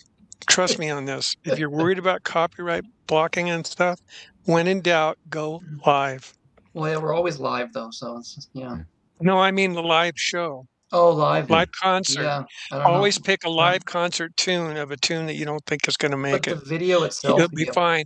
You'll be fine if you go live. It's the studio stuff that gets you in trouble. I played live. Some people get away with it. You know, everybody says like, okay, just JP, he's a great guy. He puts up a Beatle tune, he gets blocked. I've seen people do entire Sergeant Pepper, Revolver, Abbey Road, never get blocked. They do the whole album. So how is that happening? He's picking the wrong place to play it. That has to be it. I don't know. They decide which videos they want to block, I guess. Depends how popular. I guess if you're like have like millions of people, then they're more likely to block it on you. I don't know. But yeah. So Alex, what was So this was the first release in '75. High Voltage again, Australian release.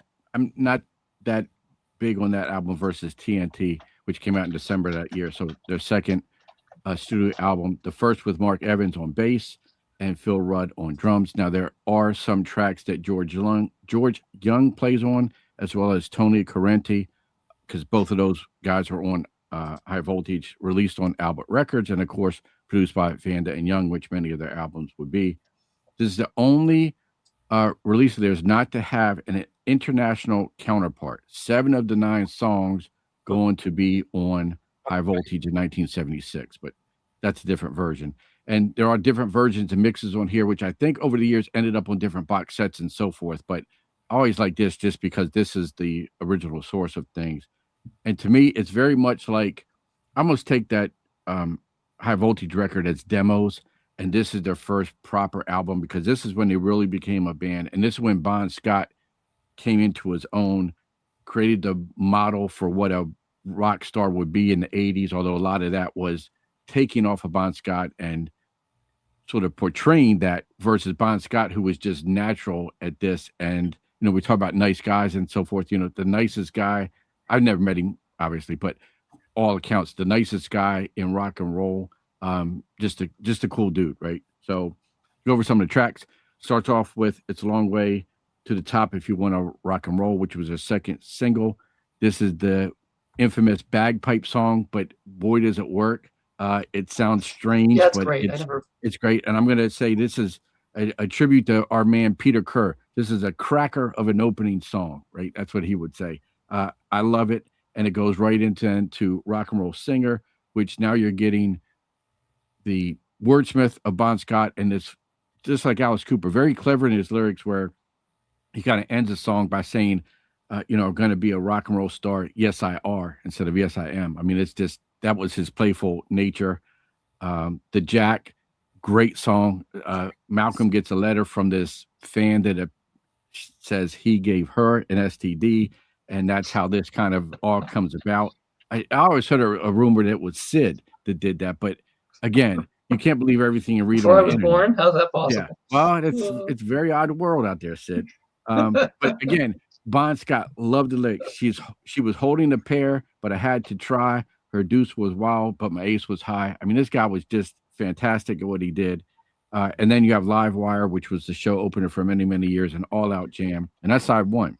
Then side 2, TNT, which is the third single off of this. You know, this is the kind of rock and roll anthem that every band wishes they could write. And AC did it multiple times over. I mean, just fantastic. Rocker, which ended up on Dirty Deeds Done Dirt Cheap, international release. It's okay. It's sort of a throwaway for me. Can I Sit Next to You, Girl, though? I love that. Previously done by Dave Evans on vocals, and they did release a single of that, which is very, very rare. I do not have any collection, but as I always say, if someone has a copy they would like to donate to the Alexploitation Music Library, it is tax deductible. So just contact me. And then High Voltage. So again, here's another all-time great anthem. This was the first single off of the album. This was the first single that they wrote. And then we end on School Days. Another throwaway. I get that they loved Angus, at least Angus and Malcolm loved the early rock and roll and Chuck Berry. I don't think they do much to this. To me, it would have been better as a B-side. It did end up on the Bonfire box set. But all in all, to me, just a tremendous album, again, from my favorite band. And trust me, as the years progress, we will have more AC/DC picks for me. Yeah. Cool. Nice. Yeah, I hope you pick Yeah, you're gonna pick Big Balls, right? Off of Dirty Deed. There he goes. Yeah. There he goes again. All right.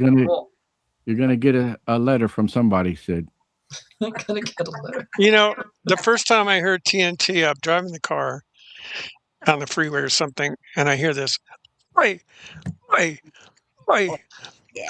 good. It's What one of the those hell songs I is don't mind that? hearing over and over again, even though it's What's the point overplayed of or that, whatever. though? Yeah. Does anybody know why they did that? You should know, Alex. I think AC/DC, that was, if I'm not mistaken, George Young heard Angus saying that or messing around with that and said to incorporate that into the song. There's some kind of story that it wasn't, I don't think it was meant to be. It was just sort of, it evolved into hearing something and putting it into that song. So Is that the Jewish thing where they go, oh God, boy, that's what that means. It's an Australian term. That's why it's in there. Isn't that actually Malcolm or Angus that's doing that? That's not Bon Scott doing the oi. No, right? no. I think it's either Angus or Malcolm. It's not Bond. No. Because you can tell it sounds like a different voice. I think it might be Angus, but yeah. That's why I love these shows. If you see the commercials for Outback Steakhouse, they have a new one running now, and they say "oi, oi, oi." I mean, it's like, no, seriously, really? It's like I don't know what the meaning is, but it is an Australian. It is Australian term. Yeah. Maybe it's a way you call a kangaroo to your side or something. It's a kangaroo mating call. No. Here, kangaroo, instead of oi, oi. Oh. I think it is just like a way to alert people. Maybe that's just all it is. I didn't realize. This is what I love about this show. You never know what you're going to learn on these things. I'll tell you what it is.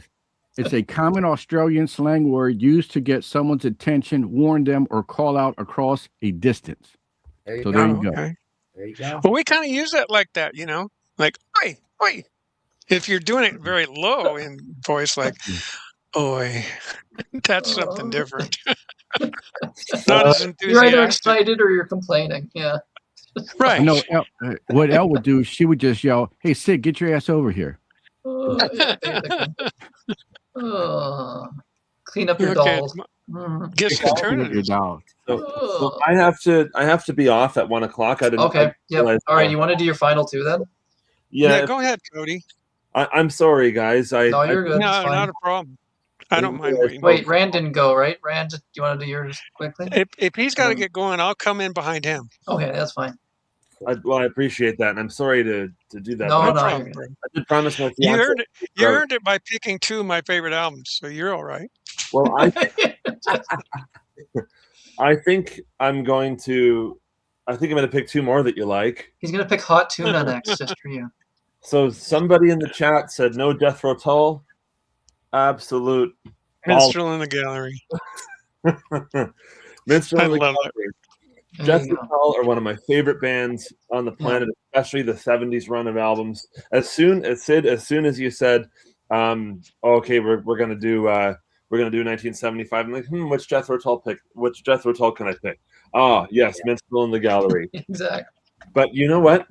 For every year in the decade of the 70s, Jethro Tull have one amazing album every year. Yep. So if ever I come back for another 70s episode, there's going to be another Jethro Tull album mentioned. Minstrel in the Gallery, though, I mean, the title track, come on. The drumming from Barrymore. That's my favorite Tull song. It's insane. It really is. And it's this perfect sort of cross of like peaks and valleys, right? Like when you would listen to music back in the day, whether it was hard rock, whether it was all different genres in this time period, what people don't mention a lot is how everything was so genre bending at the time. Like even that's why, like when you mentioned Queen, Christina, I've always felt that they were very progressive. Yeah.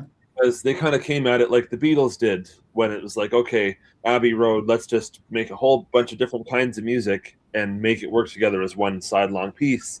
And so they kind of borrowed a lot of that. Even though it's not prog with a capital P, it's still very progressive in the mindset of let's just do something very different. And so a lot of these bands were really genre bending at the time, and Jethro Tull absolutely were one of the big ones for that. The flute, obviously, the flute on top, really hard rock. Yeah. with uber complex time signatures, and lots of classical bits and things. R.I.P. D. Palmer, we should say. This album is tremendous. Baker Street Muse, One White Duck, Cold Wind of Valhalla, this Black Satin Dancer. The whole thing is fantastic. But if I have to pick one song, it should probably be Baker Street Muse. But for you guys here and everyone watching this today, it's going to be the title track, Minstrel in the Gallery. Nice. I love that song. No complaints from me. Jesus. Brother song. Now my next pick, again, this one was obvious. This one took absolutely no thought. This had to be here. And I think Rand will probably pick this too, because I know your taste, Rand. So 1974. The guys in Yes are all together and they put out the Relayer record, and they're like, okay, let's take a year off. Let's do a couple of solo records, and let's then we'll come back to it after we've done our solo thing. And my God, didn't the bass player come out and put one of the best freaking albums ever out in that year? Oh. It's my favorite Yes solo member album. In fact, I think this is better than quite a few Yes albums, to be honest with you. It's absolutely amazing. And it has a lot of Yes members on it. You got Patrick Moraz, you got Bill Bruford, and then there's, of course, some King Crimson members like Mel Collins. And you got a couple other guys like Jimmy Hastings, Barry Rose. It's a great album. And, of course, you got the whole horn section, the horns and woodwinds and that. There is not an electric guitar to be heard anywhere on this record, but you wouldn't even notice it if you heard it, because it sounds like bass does such a great way of, like, the bass is the lead instrument here, but it's heavy and kind of not uber heavy, but it's got some drive, right? And it's got some attack. But then you listen to it and then you realize after, gosh, there's no electric guitar on this. You didn't even miss it because it just the space is filled perfectly. Gosh, what is even on this? Hold Out Your Hand, You by My Side, Silently Falling. Oh my God, Silently Falling. Jeez. Silently Falling is my favorite song on that record. It's amazing. Then you got Lucky 7 and Safe, Cannon Song. I'm not going easy on you guys with this one. My pick for this is Safe, Cannon Song. The nice big epic that closes the album. This album is absolutely tremendous. And what's funny about this is on the inside there's a picture of Chris playing an acoustic guitar. I don't think there's any acoustic guitar on this album. Really? Maybe in the background it's hard to hear. He's just sitting at the end of his front door, just playing acoustic guitar. He's just having fun. They took the picture out of hubcap, so you get that reverse look to it. It's called Fisheye Lens. Yeah. All perfect for the name of the album. That leads me to a funny story. Kind of reminds me of the Thin Lizzy debut album, actually. Yeah, that's a great album too. I love Thin Lizzy. That reminds me of a funny story. A bit unrelated to this album, but still in the Yes camp. Do you guys know? I know Rand probably does. Does everyone else know the Rick Wakeman album, Six Wives of Henry VIII? All right. Rand. It's the best. It doesn't get any better than that. Yeah, that's my number 2 favorite of Yes solo member albums. But the funny story is, if you look at the album cover, it's a photo of so there's like a background, then up at the top there's like a photo of like a museum, and there's 3 there's 3 of 6 wives of Henry's 6 wives, right?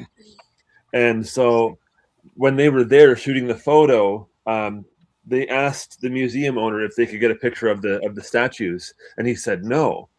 So Rick, being the guy that he is, goes, all right. Then when the museum guy goes away or whatever, he's like, okay, just snap the photo really quickly. And he walks in front of the camera. And when the camera shoots, that's the picture you get. They weren't allowed to take that picture. It's him walking in front of the statues, and he's actually covering one of them up because you can't see one of them. And now when you go look at the album cover, you just remember this really funny story. It's hilarious. I didn't know that. I always wondered why he acted like that. You could tell he's not posing. He's actually moving. No, he's actually walking because they weren't allowed to get the picture. So he was like, all right, just snap it really quick. And they snapped it really, really fast. Yeah, because nobody stands in one place with a gait like that. His gait with his legs, they're really far apart. He's walking. But anyway, that's this will do it for me. Great choice. I didn't choose that, but a great choice. And the reason I didn't choose that is because I thought it was 1976. I'm so bad. I just got the 50th anniversary too, just a couple of weeks ago. This is such an incredible album, and I mean, his voice is like he's singing on this album.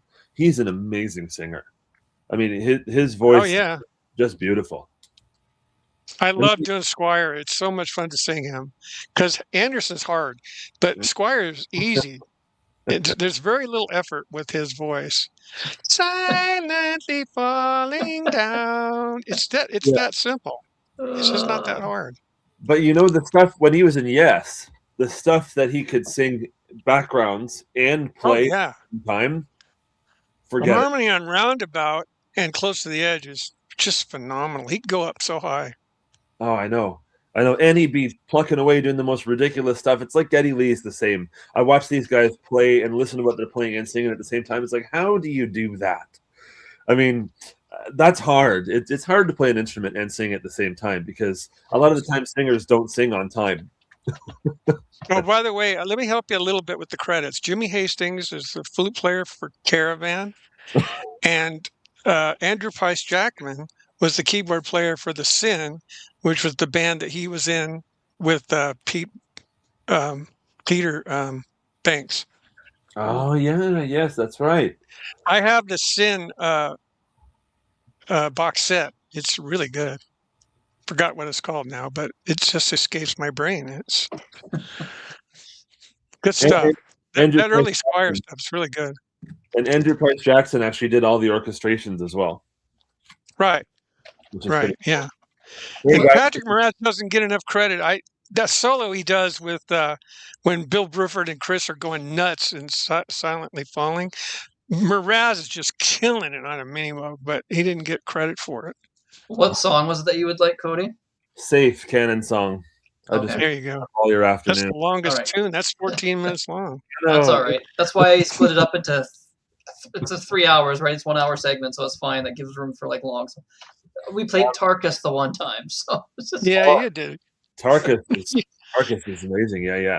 So listen, guys, thank you so much for having me on. I really man, it was fun. I'm really glad to see you again, Cody. I'm glad you came in. Please do come back. I will. Please do come back. Like begging me. He hated this so much. Please come back. No, I'm putting him on the spot. I loved it, and I'm so sorry for the scheduling mishap okay. today. I'll come back on a day when I've got a bigger block of time. But I did promise my fiance I would take her to do something today. Right. See Kim Mitchell. Going to see Kim Mitchell. Nice. Sounds like me and my lady. We're going to do something as soon as we're done here. Oh, all right. Is it R-rated? Going downtown. We're going to go downtown and probably gamble. Oh, okay. Gamble. All right. Let's go to Vegas. Sidney and I guarantee we were thinking something else. Yes. Don't ever do that. Hey, Rand, it was great to see you, Sidney. Christina, yeah, you too, buddy. We'll see you, bro, man. You guys got good taste. A good one, man. And, you got good taste. Keep spinning the Alice Cooper. Yes. No problem. Bye, guys. Thanks for having me. Right. Bye. Bye, Cody. Yep. All right. I'm next. You're number 2, Oh my right? God, you guys are gonna go. Oh no, are you kidding me? You're number 2, right? No, I'm not gonna. No, I like that album. That's awesome. Gentle Giant Freehand. Oh my God, what a great record! I'm gonna choose On Reflection, which is the second cut, which is just counterpoint vocal phenomenal. I love this record. This is so good. I've got the box set with all the specialties, but this one isn't. This is just a regular CD with here's the lyrics. That's a small. But anyways, Gentle Giant Freehand starts out with Just the Same. It's got this like a strange kind of finger snapping thing that's going back and forth in the speakers. I love it. Just the same. The lyrics, believe it or not, are singing to the fans who are blown away by how good these musicians are. And he just like how important their lyrics might have been. And Derek Schollman's just singing, I'm just the same as anybody else. It's like, don't put a lot of meaning into this. We're just having fun. This is what we do. We make music that nobody else can make, but we're having a great time doing it. And it's like, I'm just like you, just the same, like that. And it's so modest, sounding. And then they do Unreflection, which is like totally blowing the myth of the first song. Say, this is how good we really are. Unreflection is just crazy. And they do it live on Playing the Fool Live, which is even better, but that's coming up for a couple of years. That didn't come out till 77. But anyways, the third song is Freehand. Now my hands are free. Now my hands are free. I never thought it would ever come to me. And the musicianship on this song is absolutely mind blowing. I mean, we're Frank Zappa once was asked about rock bands that he liked, and he goes, Gentle Giant does some pretty interesting Wow. things. He only mentioned one band out of his whole career Of all the bands to come that to he his mind. liked. And this was the band. And when they asked these guys, who influences you? Would you know it? They said Frank Zappa. Yeah. Wow. Yeah, this band is unbelievable. I don't think they put out a bad album. I even like Giant for the Day. I have no problem saying that. I think it's a good album. You know what? We got to do that show, Sidney. Yeah, we could do that series of what if this was the only one? What if this was it? Is that what you came up with the title, right?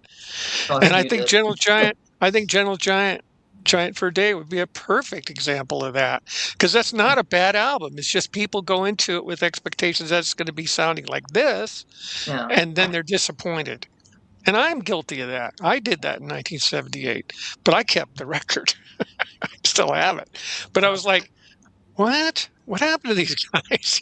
But again, it was the time. 78's a big change in the music business. Everything's going disco, everything's going to happen punk, and the Sex Pistols destroyed a lot of art, I think. And anyways, this album is just, let me read you some more song titles before Alex is saying that's Bullocks.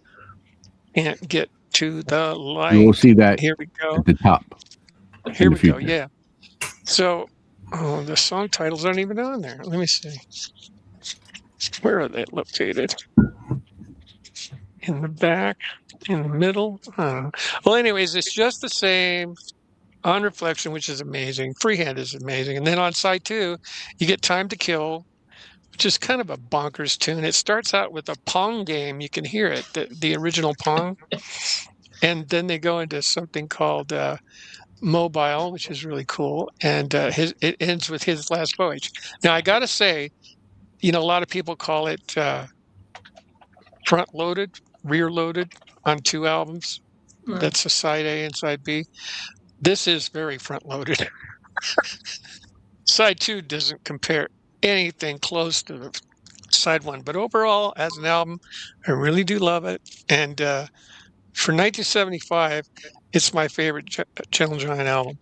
Oh, okay. Yeah, it's solid. I've got, I think, the first 3 on CD. I've got Giant for the Day on record. My dad bought that simply for the cover. He's like, oh, this is cool. I don't know what the music's like, but I don't think he's ever played it. When we do 78, I'll probably bring that up in my honorable mention. Yeah, but it's a solid album. Because it's a little bit more poppy, right? There's great, I don't know. I think it's actually a great album. But anyways, we should do a Giant. I got an Gentle idea. Giant series at some point. Would it be possible to play the live version of that instead of the studio version of On Reflection? I mean, because the live version is actually better. Yeah, it's a different year, though, right? It's 2 years later. It's a different but year. the song still came out in 75. I just asked. I thought I'd ask. You're going to pick it again for 70? No, I'm kidding.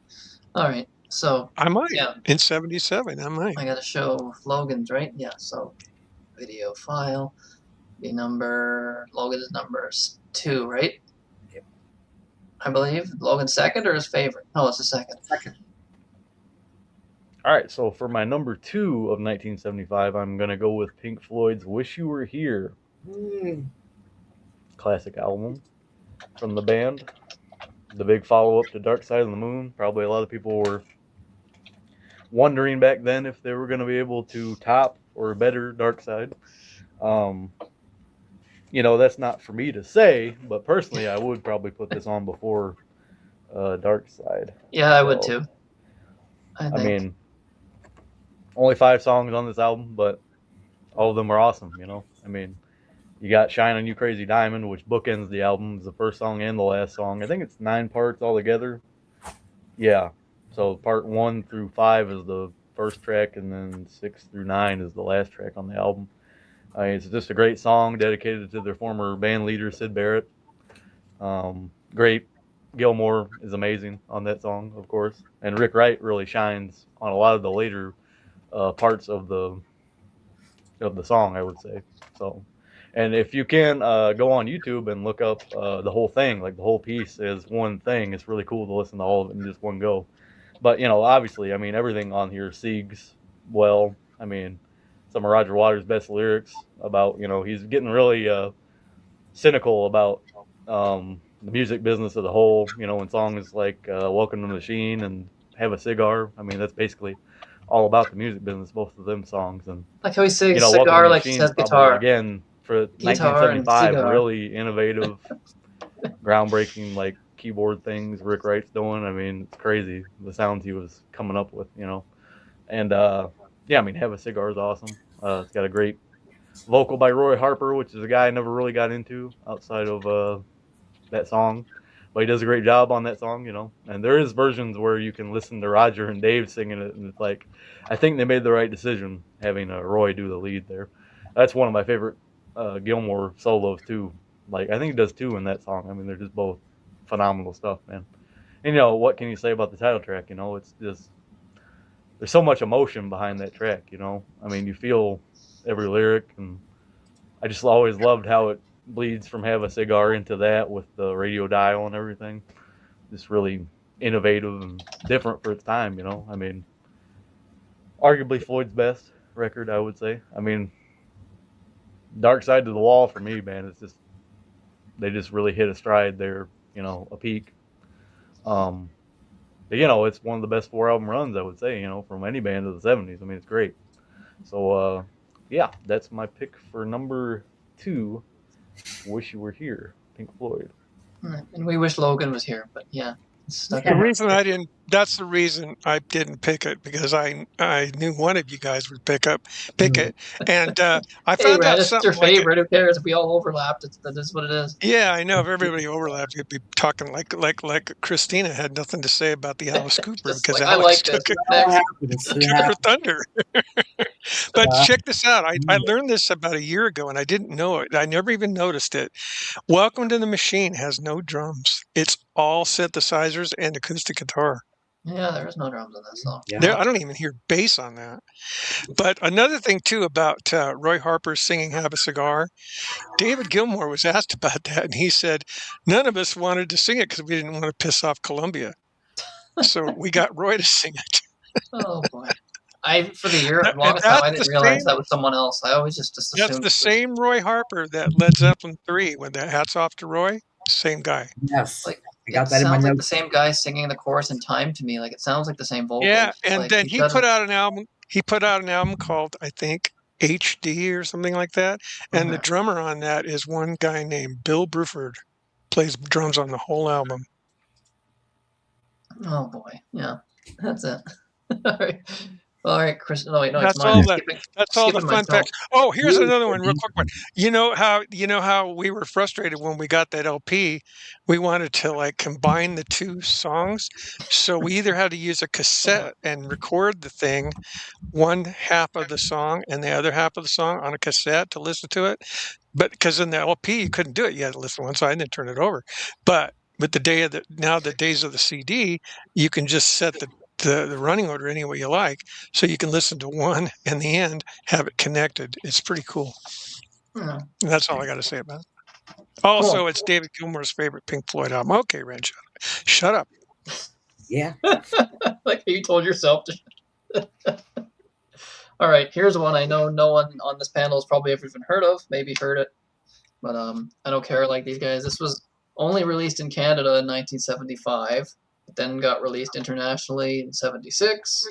So I'm glad it's 75 because it probably would have made my list for 76. But yeah, I gotta go. I hate these re-releases though. Some of them, this cardboard thing, and you can't even like close it because it's like, yeah, this is how it's like. Anyways, it's the debut Moxie album. Like, look at this. You can't even close the damn thing, and if you like, the CD will slide out just like nothing. If you, it's really dumb packaging. But Get vinyl. yeah, it's supposed to be done like it's a vinyl, I guess, but like you can't even close it; it just stays open. How the hell do I put this on the shelf? That's why some of those Digipack CDs go in the middle and then to the outside because they don't fall out that way. The way. hell did this like this? It's weird. But they're hard to get to, though. Yeah, so it's just kind of like sitting there open on the shelf. But yeah, well, anyways, for those who don't know, yeah, they're a Canadian band from Toronto, solid, heavy hard rock blues. But what's interesting about this is the late great Tommy Bolin is also on this. So the guitar player, Earl Johnson, I have actually, do I have the pictures on me? I don't think I actually have the picture. Anyways, you got, so actually three of these guys are no longer with us. The bass player, the drummer, and the singer are no longer with us, unfortunately. They've all passed. But these guys were destined. These guys were supposed to be huge. They were like getting popular. Their whole albums were played on Texas radio, of all things. There was DJ Joe Anthony, and he was, for whatever reason, he was digging all these like 70s Canadian hard rock bands. He was playing like the early Triumph stuff. He was playing Moxie on the radio. So their biggest following is actually in Texas, which is kind of interesting. But yeah, they have a following there still to this day, the name. But what hurt them was Buzz Sherman, their singer, who's had a phenomenal voice. He left the band after that. No one really cared about them anymore. They did an album with Mike Reno, who went on to be in Loverboy. That album just sank because he's a great singer, but didn't have like a hard rock, edgy voice. But it just didn't work for whatever reason.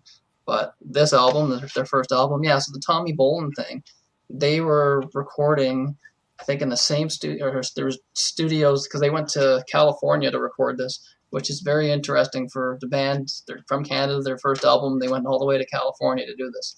Very, very odd, but they were recording it there, and Deep Purple was recording Come Taste the Band in a studio next to them.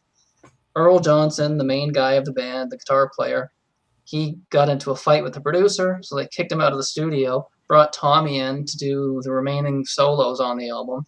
So I think Earl's doing all the rhythm guitar. They did have a second guitar player. He's credited on here, but he did not play on it. So his picture's here, but he was not in the band yet. I think he had like just joined and it was already recorded, Buddy Kane. But I met Earl twice. Earl was very chill and just friendly to me when I met him. He actually recognized me the second time. He's just like, "Oh, you must really like us." It's the second time he came and saw us. So just like, he was really cool. In a small venue, like close up.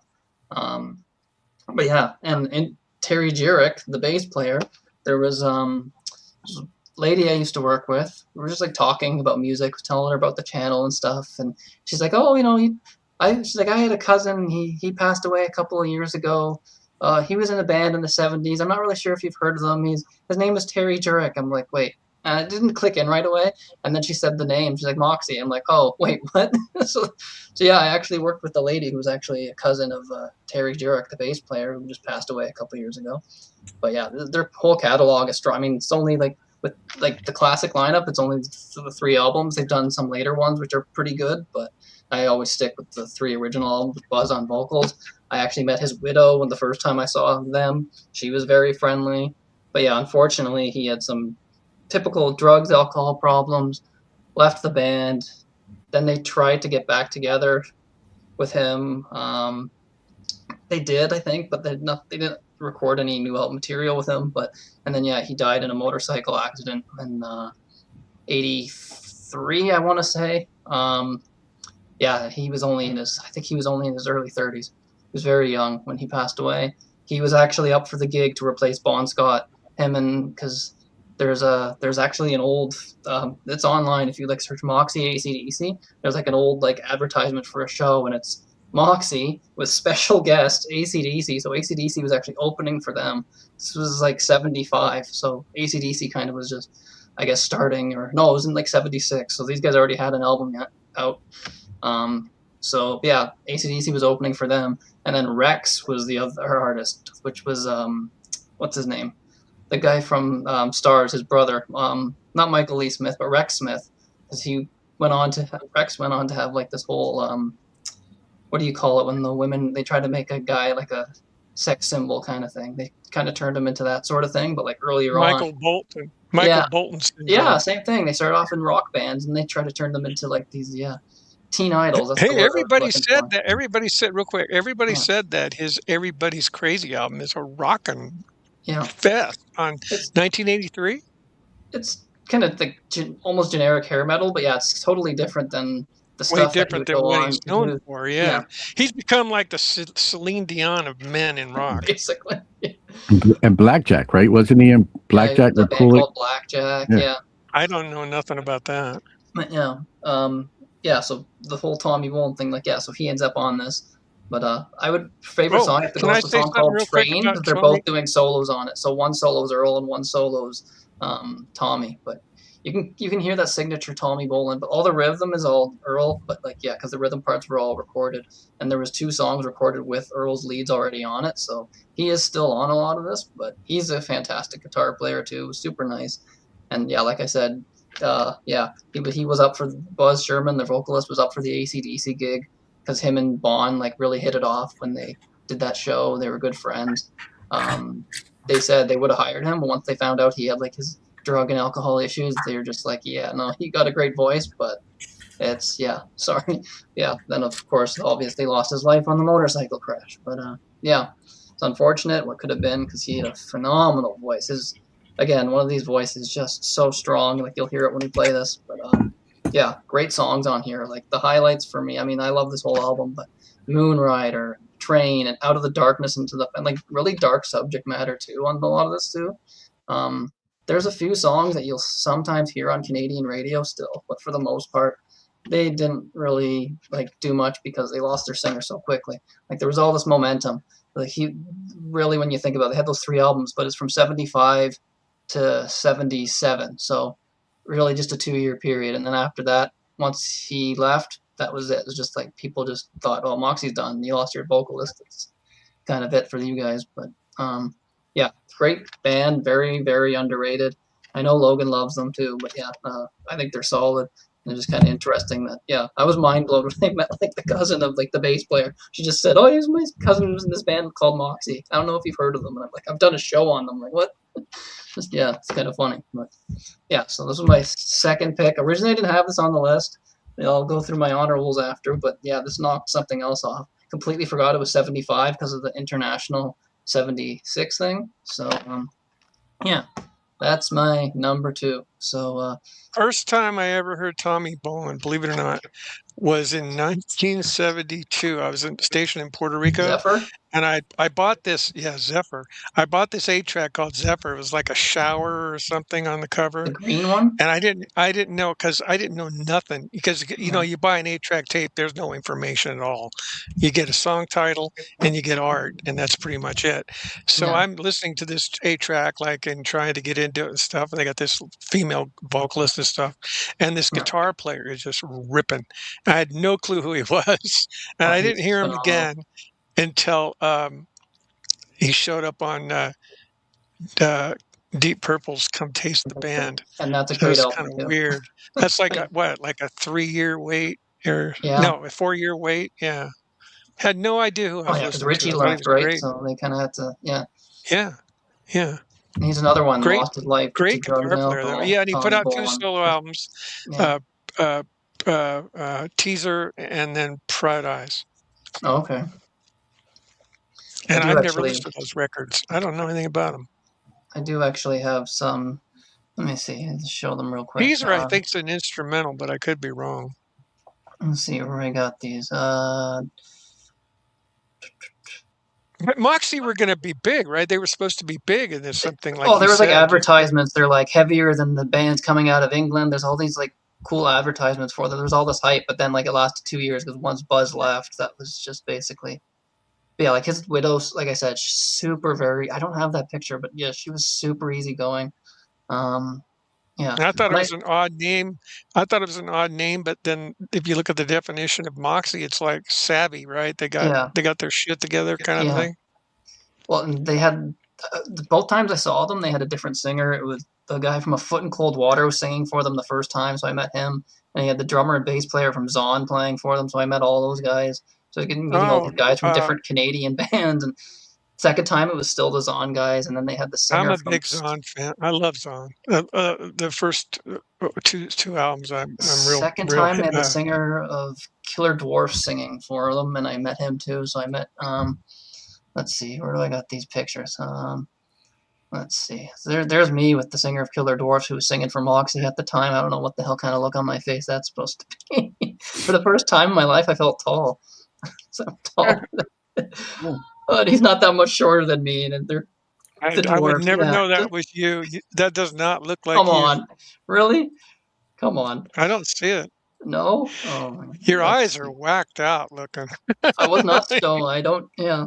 No, I didn't think that, but just like you got it. They just the way the light caught your eyes is just like. And even him, he was so nice. Wait, the guy. Let me try this. This was me. He knew I was taking the picture, so he's like. I can tell you right now that chord. I know what that chord is. Oh, what? That's a G sharp major. Oh my god. Yeah, like. And he plays the chords like I do. He puts his finger all the way across the string. It's called a bar chord because I can't do it like that with my thumb. I've never been able to do that. Here's me with Earl. What's with me and my sucking my mouth? I don't know what. Or I'm so unphotogenic. It's so bad. Earl's smiling. You heard. I don't know what the hell. Sidney, you heard loose lips sink ships, and you thought you were hearing lose lips. There's Earl there. It's not. I can't really. Yeah. Lose your lip. I think Uncle Meat was behind you, giving you a goose or something. He's giving me a wedge. Yeah. What is that? I don't know. You look like I'm on drugs or something. But yeah, complimented me on the Hendrix shirt. And I was just like, yeah, he's super nice. But, yeah. It was cool to get pictured with those. Moxie, that Zon bass player you're talking about, is that the second bass player or the first one? No, I don't think they changed bass players. Did they, Zon? Yeah, Jim Sampson too. You're right, because there's a new guy named Rod. Somebody he's got a band called Lightspeed. There's some prog band. Yeah, I'm not sure. He shows up on the Prog Corner a lot. Oh, okay. Yeah, he was in Zon after they stopped making albums. He did concerts with them. Okay. Great band. I love Zon. When I first heard Astral Projector, I just like, holy crap, this is awesome. Good. This is like Styx sticking to prog. I loved it. It was very Styx-like. Here I am with both of the guys from Zon. This is both guys from Zon. Right. Bit better. What's with me posing like I'm cool? Like I don't know. Oh my god, ridiculous. They look normal, and I look like an idiot. All right, you look happy. Yeah, it was cool. It's gonna be meeting like 3 bands in one here. Guys from all these different Canadian bands that I love. So yeah, but it was cool. But, it's that thing about a good time was had by all. That's fine. Nothing wrong with that. These guys make me look like really short, like they're tall, next to them. But you look like they're climbing. You look like you're climbing them so you can be seen. Like you're pushing on their shoulder. This is with me and the singer from A Foot in Cold Water when he was singing with them. Again, me looking like totally not directly at the camera. I don't know what that. You look like a serial killer. My prog friends had that album. Cold Water is good. In his voice, he suited the Moxie stuff well. He did a great job. Is that a prog album though? Foot in Cold Water? Because my prog friends had it. There's elements of it. Yeah, there's parts. That's what I thought. Parts of it. Yeah. Strange name for a band. I don't know why people pick weird names. It seems like you're just cutting off, like you're sitting on the end of a tree branch when you're cutting it next to the trunk. I felt bad for Alex because that's the singer's name. We go up. I was young. I was always too shy to approach any of them. So my dad's like, "Hey, can you take a picture with me?" He went to go try to think. He didn't know his name. So he's like, "Hey, he was." I'm like, Alex, can you take a picture with my son? I felt bad for him. It was just like he didn't know his name. Yeah. But yeah, no, he was nice though. These guys were all super cool. But, yeah, Yeah, all right. I'm about to throw down. Yeah, I like how they're actually like properly posing for the picture. I'm like looking somewhere else. It's just like I don't know. Oh god, yeah. Anyways, all right. That was So, fun. Christina, what's your number one? Well, Rand just stole a bunch of my thunder and he didn't even pick it. Wish You Were Here. This is a half speed mastered. I used to have that LP and I got rid of it. I should have Why? kept it. I'm weird. Pixie Oh, that looks Disc. really cool. That is cool. He traded I've it never for the seen entire that. Bob Dylan collection. How do you get those? I've never seen that. I also have this. Wow. Yeah. My favorite album. This is my favorite album. Yeah, that was sold in the stores. It was just blue. All you could see was blue, dark blue. And then that emblem was on there, kind of like, what do you call it? Stamp? Not stamp, but like a sticker. They just stuck that sticker in the middle of the record. Yep. For some reason, they wanted to hide that cover of the guy burning. I don't know what that was all about, but Well, I think I have it in my notes if you want to let me read some. Where was I at now? Sorry, I lost my spot. Where the heck am I? I got back up to Alice Cooper. How did I do that? Here we go. All right, we got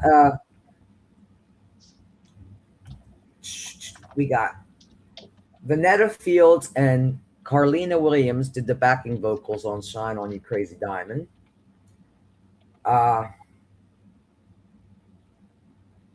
They did in the US, they did advance orders, which reached 900,000 in the US, setting a record for Columbia Records. Shine On You Diamond is dedicated to Syd Barrett.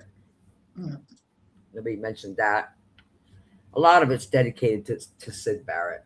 And Syd Barrett, supposedly, they say, came into the studio when they were finishing their taping of it. And they did not recognize him because he shaved off his eyebrows and his hair. And then they say when Roger did recognize him, it brought him to tears. He suffered severe mental illness. And they say his heavy usage of LSD brought on schizophrenia. Oh, Christina, real quick.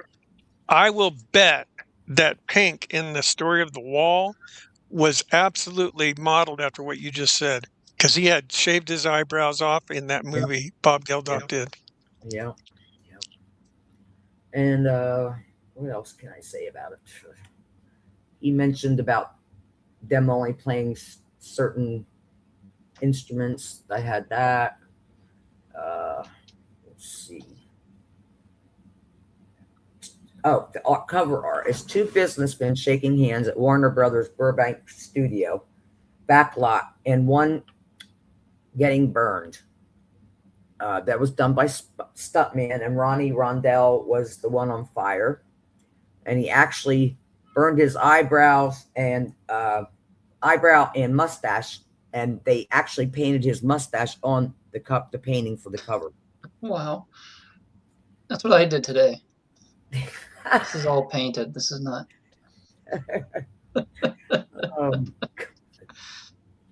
The designer was Storm Thurgeson, and what did I read here?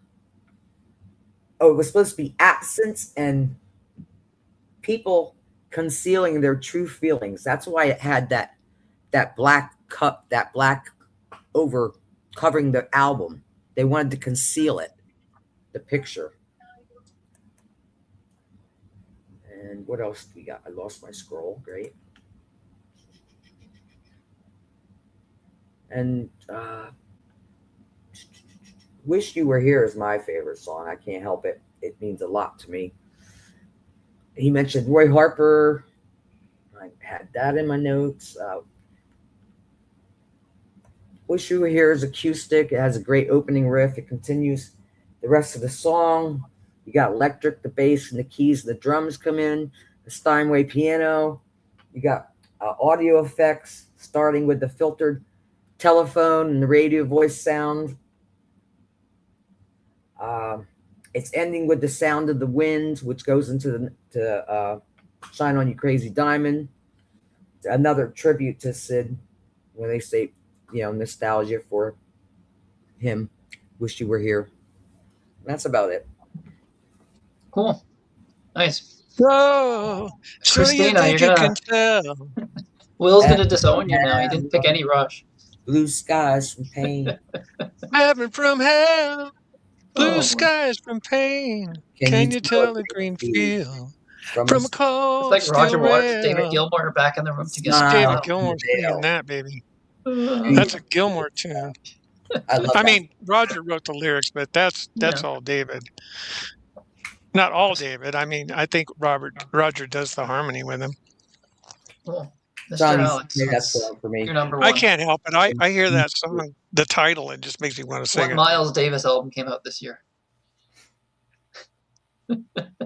Oh, shit. On the Corner? When are we supposed to do our other ones? Or after this? Or Oh, if you just want to do honor, at the end you'll do honorables. Yeah. Okay. So this is Christine. You said this is your favorite album of all time. Yes, it's one of my favorites. I put this in my top 10 for sure. And everyone talks about a 10 out of 10 album, and I'm serious when I say this. I give this album an 11. That's not a Spinal Tap joke. I mean, this is on another level to me, and for a lot of different reasons. And everyone talked enough about the context and the songs and things. I just want to say that this was one of the first, all albums on this list I've listened to a ton, and this may be one of the albums I've listened to the most, because when I first got into the business collectibles industry, it was with a older friend of mine, and we would go on long road trips, and sometimes at 4 or 5 in the morning. So it's pitch black, and we're just kind of driving with no traffic. And his name was Deke. This was his album, and he would play it over and over and over. And I didn't dislike it. I was, a heavy metal kid at the time, but it wasn't something I grabbed. I just let him play it because he was driving. It was his car. It was his deal. I was working for him. But I have those memories now, all these years later, because this was early 80s when I was doing this, of that time. But now I love this album in a different way than back then. I just listened to it, right? I mean, this is, to me, it's hard to even talk about this in the context of how could something be so great. And I will say, I'm a Pink Floyd fan, but from here forward, I don't care that much for Dark Side of the Moon. I think it's overrated, and the earlier stuff is okay. Echoes, I think, is a perfect song. Love that. But to me, Pink Floyd starts with this album. I just think it's incredible. And there's the cassette that we would play all those years ago. And this is a guy that then got me into the industry, got my job where I used to work for the 40 years until I happily retired end of last year. But he passed away about 5 years ago.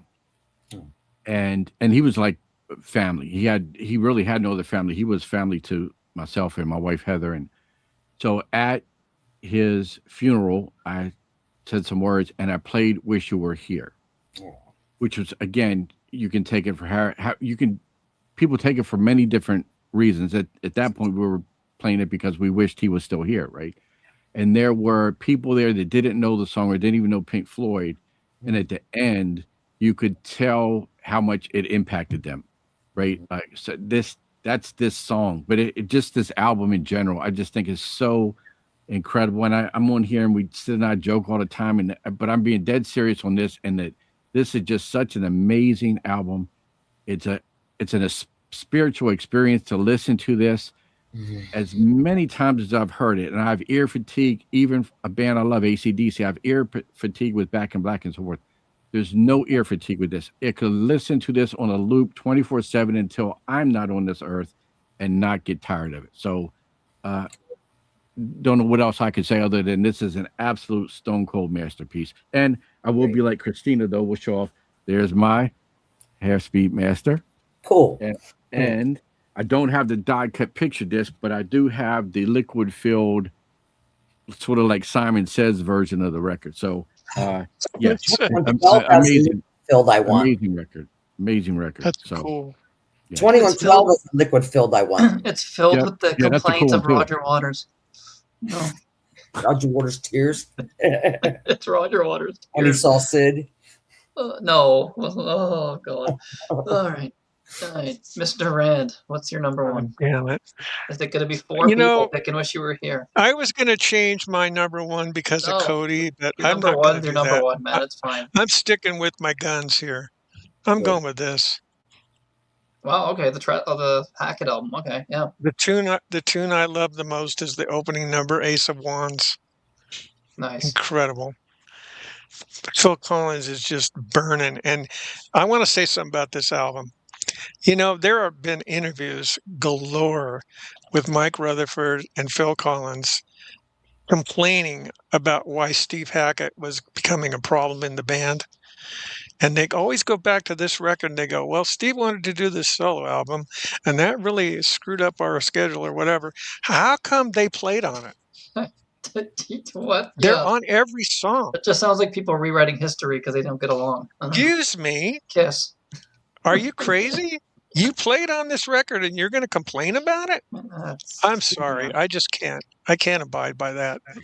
This album is a masterpiece. For Steve Hackett to come out of the gate and hit the ground running with this record, which was like 20 albums later now, or I don't know how many he's put out. I bought them all.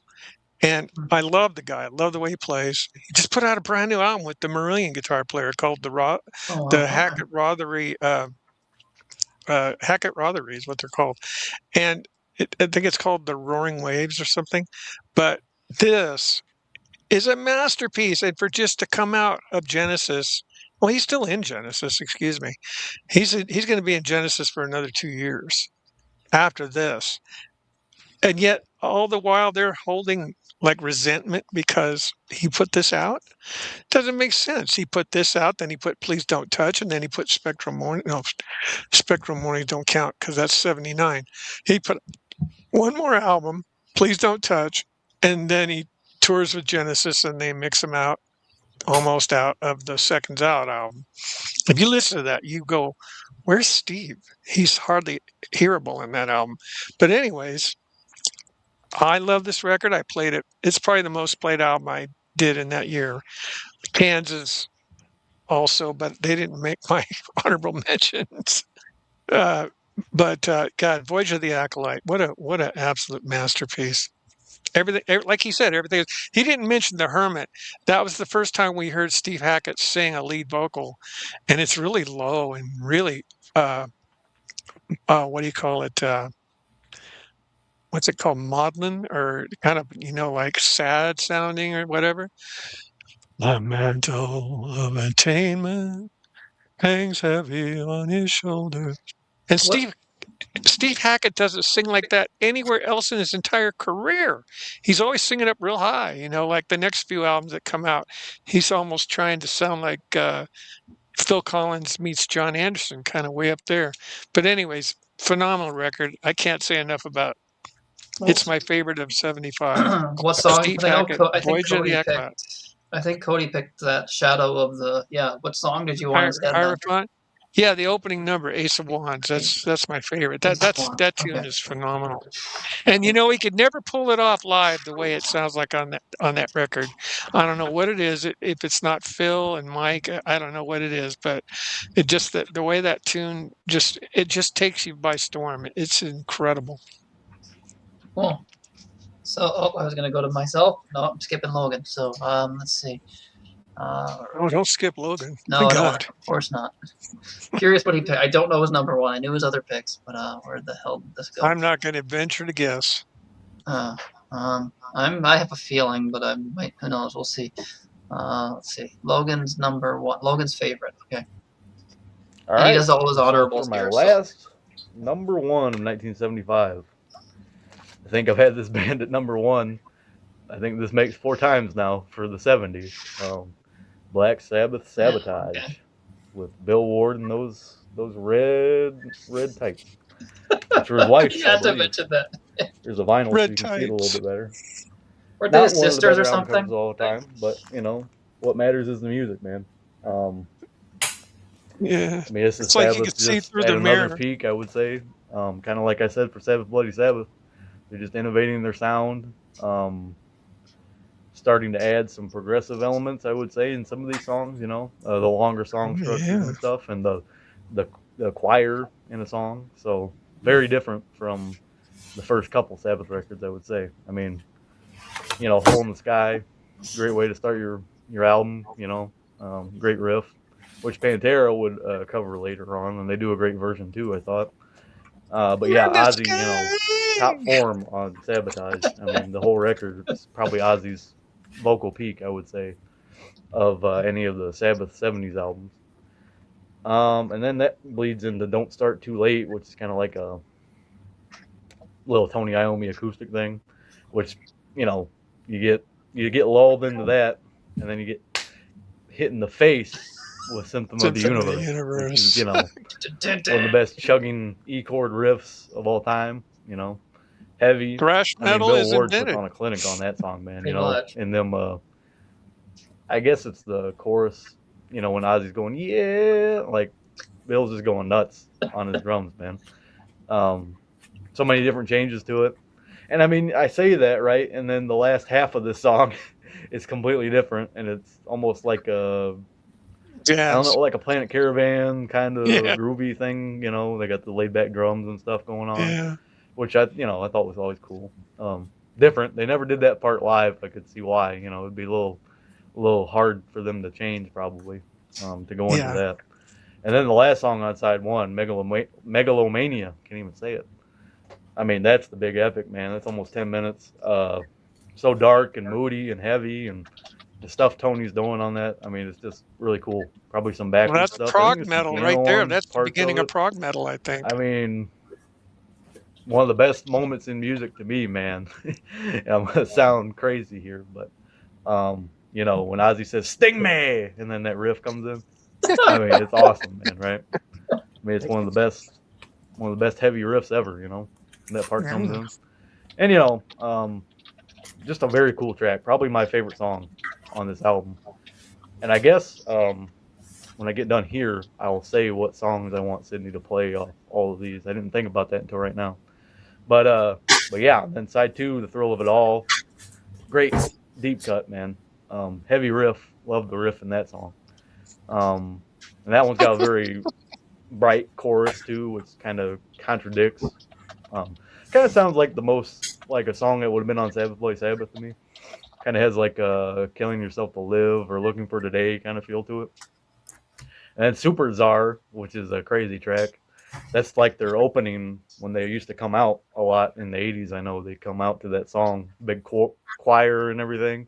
And I always heard the story that Ozzy walked in one day and he seen this choir and he was like, "Am I in the wrong studio session or something?" Or which is pretty funny. But you know, and that bleeds in the last two tracks.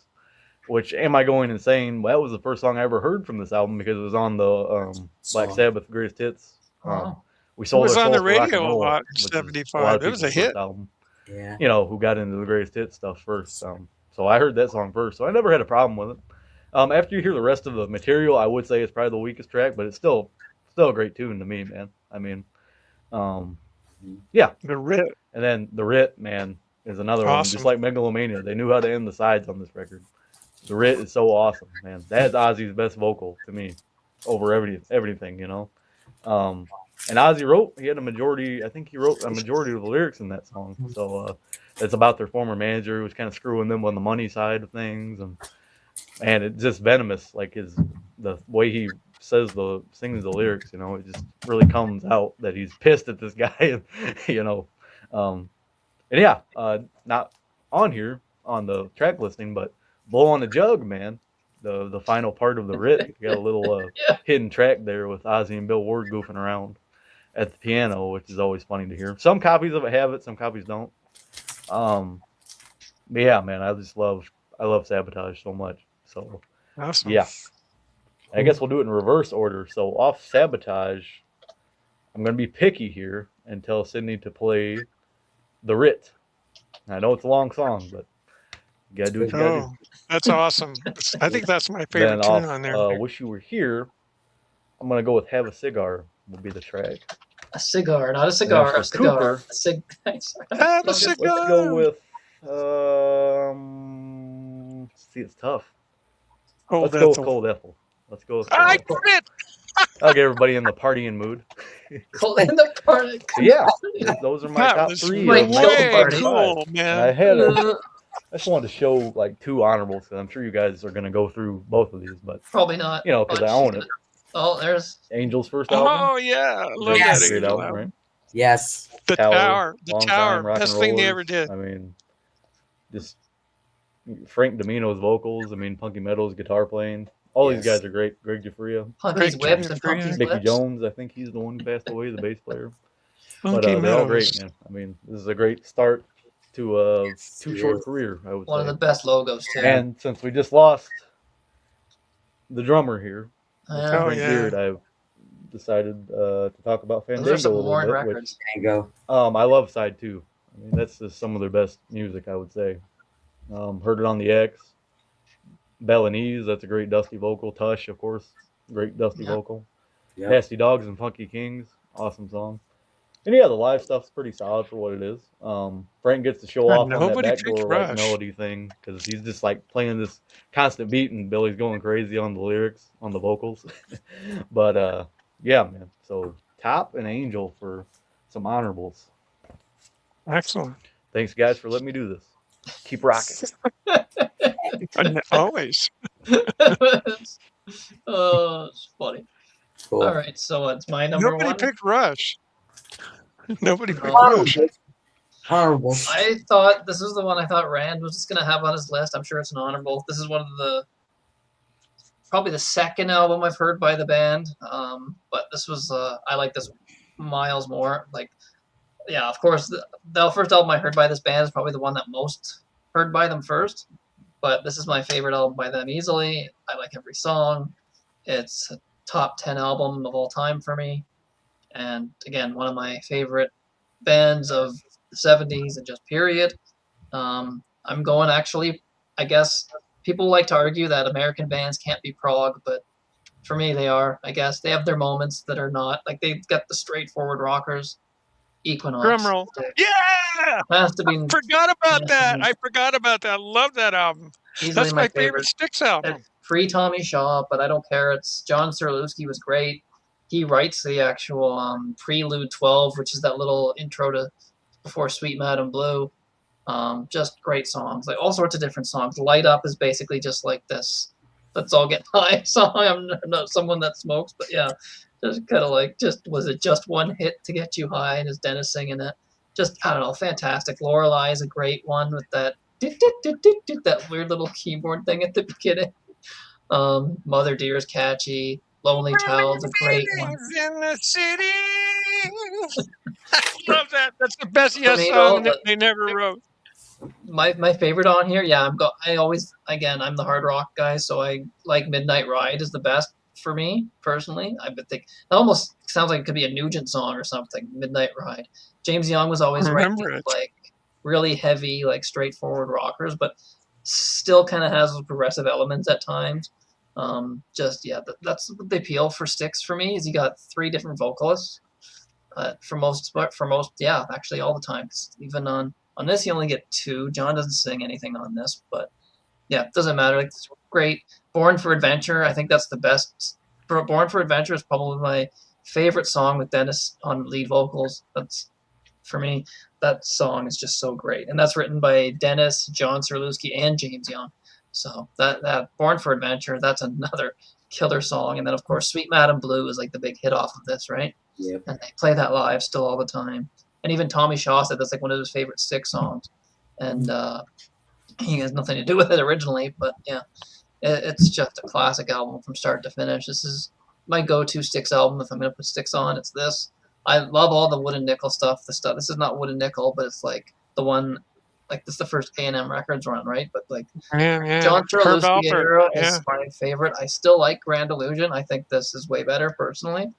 But yeah, I don't know. I always loved Equinox or Equinox, whatever pronunciation you want to give I it. just say Equinox. Yeah. Equinox. Yeah. You know, I bought that because I liked the cover. I didn't know anything really about the weird. band. Yeah. I didn't know Lady was them. I'd heard it on the radio, but I didn't know it was I don't them. think that was a because hit a lot till of times- later, right? Like it was not Yeah, initially a hit. Lady had a delayed hit thing about it. But when I saw that cover, I went, "Well, that's really cool. Setting a block of ice on fire. I like that." So that's why I bought it, and I was like, "Holy crap! What a score!" And then when I heard Mother Dear, I went, "Oh my God, these guys love Yes." And they're great, like vocal harmonies with these guys, because again, you get the multiple singer thing, so it's just great, like just phenomenal. Kyle is pronounced Equinox, and he spells it out. Thanks for the. You know, that's another thing too. I think Dennis DeYoung is probably one of the most underappreciated keyboard players ever. Yeah. I love the way he plays Minimoog. I mean, God, he's so cool. What he does on "Come Sail Away" is great. And I saw them with Gowan. Gowan does a fantastic job. Me too. Yeah, they were we've really seen them good a couple live. times. They were fantastic live. Gowan fills They've in come nicely. right to my town here in Reading. They've come here at the local theater that they shut it down. The Civic Auditorium. It just closed. I just wish they would put all that nonsense behind, even if they just do like a one-off, just one song, just join each other on stage. I mean, I like this stuff. But like Deep Purple. Hey, if Richie Blackmore can do it, anybody can do it. Even Dennis's song said, "I don't need to be back in the band." He's just like, let's get Larry, Curly, and Mo back together just for like one last time, just not to tour, just do something. But like they got inducted into the Chicago. Well, Jim died, right? Jim Kurliski. He's dead. Yeah, he passed away a long time ago. Oh, I thought his name was Jim. Oh, yeah, no, but he like Dennis. Yeah, everyone kind of craps on Dennis. So like, yeah, I don't want to trash Tommy here too much, but like, yeah, Tommy was fired. Like, well, they wanted to. He did a solo album. They wanted to fire him, and Dennis DeYoung stuck up for him. Said, "Are you crazy? Like, it's Tommy Shaw. We can't get." Wait, what a way to say thanks! And fire Dennis DeYoung. Kick Dennis DeYoung out, and just it got that ugly. Is the weirdest unfortunately, but. Yeah, then they tried to say, "Oh, it was because of Babe." It's just like, well, that makes no sense because he was kicked out 20 years later. Like, what do they have to do with it? That doesn't make any sense because that whole album sounds nothing like Babe. Mr. Roboto. They tried to blame Babe and Mr. Roboto for him getting kicked out. It's like that's got nothing to do with it. You kicked him out 20 years after those songs. Yeah, if Cornerstone had a bunch of ballads, makes no sense. You could say that, but there's only one ballad on that whole album, so. Yeah. And like I said, when it comes to solo albums, I'm sorry, Dennis DeYoung's are better. Tommy's were like almost just straight ahead pop music. It's just like, okay. But yeah.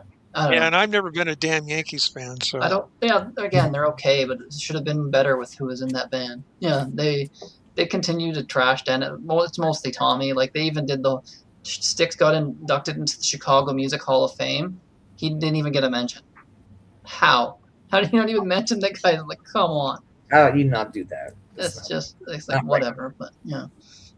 Honestly, the Dennis DeYoung solo albums sound more like Styx than some of the later Styx albums. I like the later Styx albums; they're okay. I don't love them like a lot of people praise those new Styx albums. I think they're okay. I don't know. I think Dennis's solo stuff is better, actually, personally. But yeah. Yeah, no, the last two Dennis DeYoung albums are phenomenal. That one, part 1 and 2. The album cover is just kind of you look at it and you're like, it's going to be like some. Music is great. The music is great, yeah. And yeah, I think Dennis gets unfairly criticized for that whole thing. It's like he had light sensitivity and they didn't want to admit that, that they fired someone with an illness. So they're just like, yeah. This guy was a tyrant, and it's just like, come on. It's unfortunate that he left after Brave New World because that wasn't exactly the greatest comeback of all time. Yeah, not a great album at all. But, yeah, it's unfortunate what happened with them, but like that, still have this music, great album. I just wish that they would patch things up and at least to have them join on stage or whatever. Just at least talk to each other again. It's one of those things, right? It's kind of ridiculous. Too old to be holding. It is what it is. Hey, I just found out my laptop's running out of power, so we got to move along real quick here. All right, see, I'll rattle off some honorables here. I'm just going to show them. I'll go with the ones that I don't actually own. So there's one. Oh, good choice. Good choice. Yeah. Manfred Mann, Nightingales and Bombers. That's another one that opens with a cover tune. Spirits in the Night. Had to give Rory Gallagher some love, Against the Grain.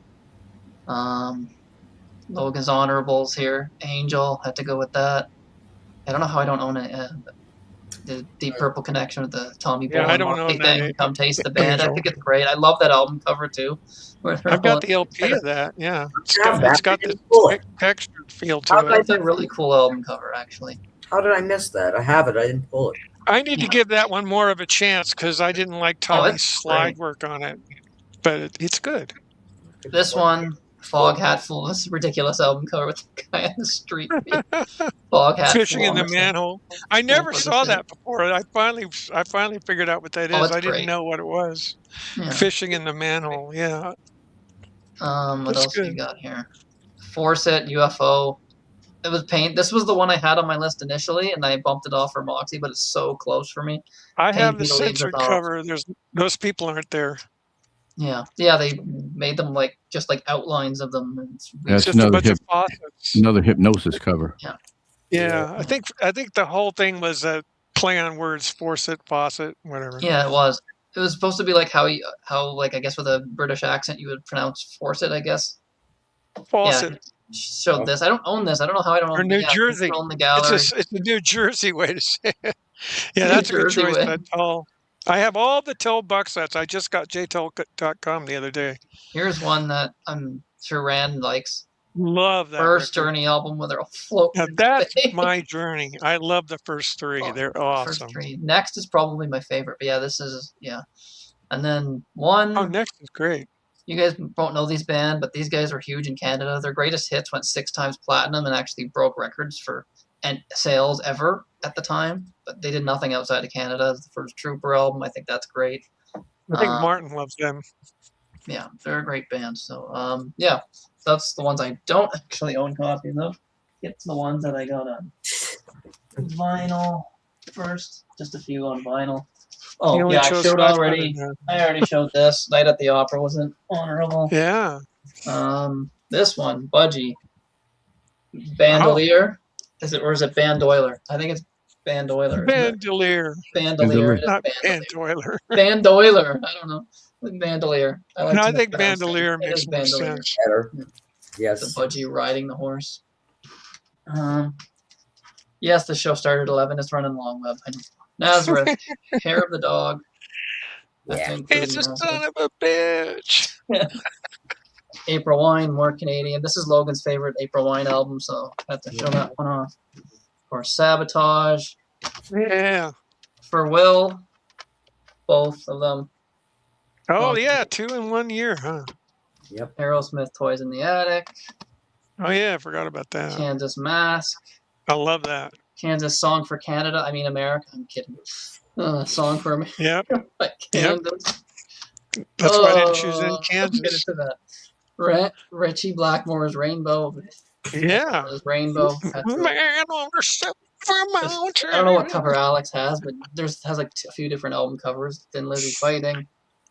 Yeah, there's 2. Last but not least, this originally came out in Mushroom Records in 75, so it counts, but came out on their actual Capitol record label in 76, but initially released in 75 on Mushroom Records. So, yeah.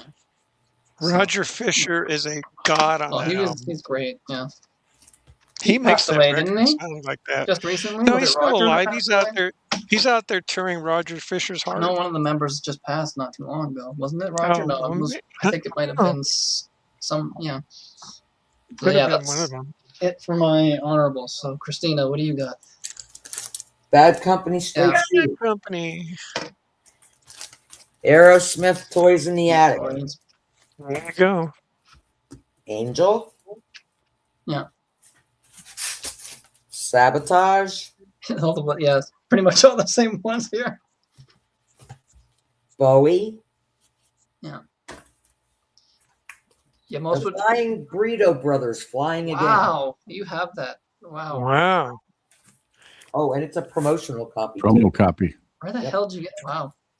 That's esoteric. Fog Hat. Get the Fog Hat one. There you go. The Grand Funk. Caught in the Act. Yeah, there you go. It's like a live album. When they put the CD of that Grand Funk out, it's missing a track. That's the one that has the Ronnie James Dio thing. In the the reissue where they tried to sell it by putting Dio's name on it. Yeah. Yep. It's like the Lonesome Crow featuring Michael Schenker on the cover on the real. This was one of my favorite Elton John albums. Yeah, that's my favorite Elton John album too. That's a great album. It's a fantastic album. Yes. Kansas Song for America. Oh yeah. Kansas Mask. Yeah. Christina, we picked literally all the same honorables. Yeah. Kiss for Kill. Kiss Alive. Oh. How did you all miss Led Zeppelin Physical Graffiti? Yeah. This is where I get shot. It's my least favorite Zeppelin album. Yeah, I don't care. I love the way you could change the windows in this too. That one's unopened. I'm sort of a fan of that. I like album, about but half of it. Rover, It's just kind of like the Rover's the best There's song, the in my dog. opinion. Rainbow. Christina, Nice. I literally have all my same honorables. Like, Rush. And I need Caress of Steel. That's the only studio one I need, except Roll the Bones. I have Roll the Dice. Minstrel in the Gallery. Nice. Good And choices. I love Born to Run. Springsteen. I love Born to Run. I love that album. And last but not least, ZZ Top Fandango. There you go. Cool. That's awesome. Alex, what you got? Believe it or not, I have some that weren't mentioned. Cool. Coven's Death Bob to Dylan, Blood on the No Track. way. You Oh, I get a got Dylan that one? mentioned. I don't have it. That's a good One of my one. favorite Dylan albums. Imagine Yes. if he picked it in his 3, we'd be playing Dylan on here. Yes. definitely. This is for my man Rand. Got to have a Lou Reed show. Oh Metal no, Machine you're Music. joking. Come on. That's No, not way. listening. That's I played 75. this one. I think I don't know who mentioned Val. Maybe someone mentioned in the comments, but no, that was a one and done. I'll never listen to it again, but I still have to have it. That can't be listened 75? to. That's 75. You can't Wow. listen to Yeah. that. That's the weirdest shit I've ever heard Guitar in my life. feedback. I for totally agree 20 with Christina. Absolute masterpiece. With Idle Cut is the best song on that, I think. this one for my girl Tia, if she's still out there. She mentioned that Patti Smith, Smith. Horses, Oh, I got masterpiece. CD. Love that That one album. produced by Todd Rundgren. Todd Rundgren, yeah. Patty was good, yeah. Okay, so CD. That was on my list. no Okay. one mentioned Flash Fearless versus the Zord Women parts 5 and 6. What? I remember that Is it a record. soundtrack? This What is it's a made up comic book concept thing. It's Alice Cooper, it's Jim Dandy, it's John Entwistle, it's Carmen Appice. It's just a weird hodgepodge of Oh, Yeah. wow. I remember seeing that in the store, but I didn't know what it was. songs and stories about the Justice League of America. What the fuck? How can you not have that on your list from Oh, yeah. 1975? Oh, you Wonder gotta have Woman Not on an the back. album. Look at that. Is there music on it? I guess there is. DC. Yeah. DC. Bram Stoker, Dracula, Oh my god. as Oh. read by David McCallum from Man from Uncle. What? Cool. Yeah. Cool. Hey, Alex. Yeah, Last year I bought the Oh, box that's set of all the Man from Uncles. there you go. This is for if West Coast Dave's still out there. I know he mentioned this before. Bert and Ernie sing Oh along. my god. Oh, Is that me and Logan? I have Muppets. Yeah. I have Muppets. And then just two more. The Jaw soundtrack. Oh my god. Cool. Dun, dun, dun, dun, dun, Signed by the artist that did the artwork. Most Better. importantly, 1975, Jimmy Walker, Dynamite, and that is signed by the entire cast of Get the Good hell out. Time. Look at Wow. Even the dad? How did The you dad get does Dad. that? it too?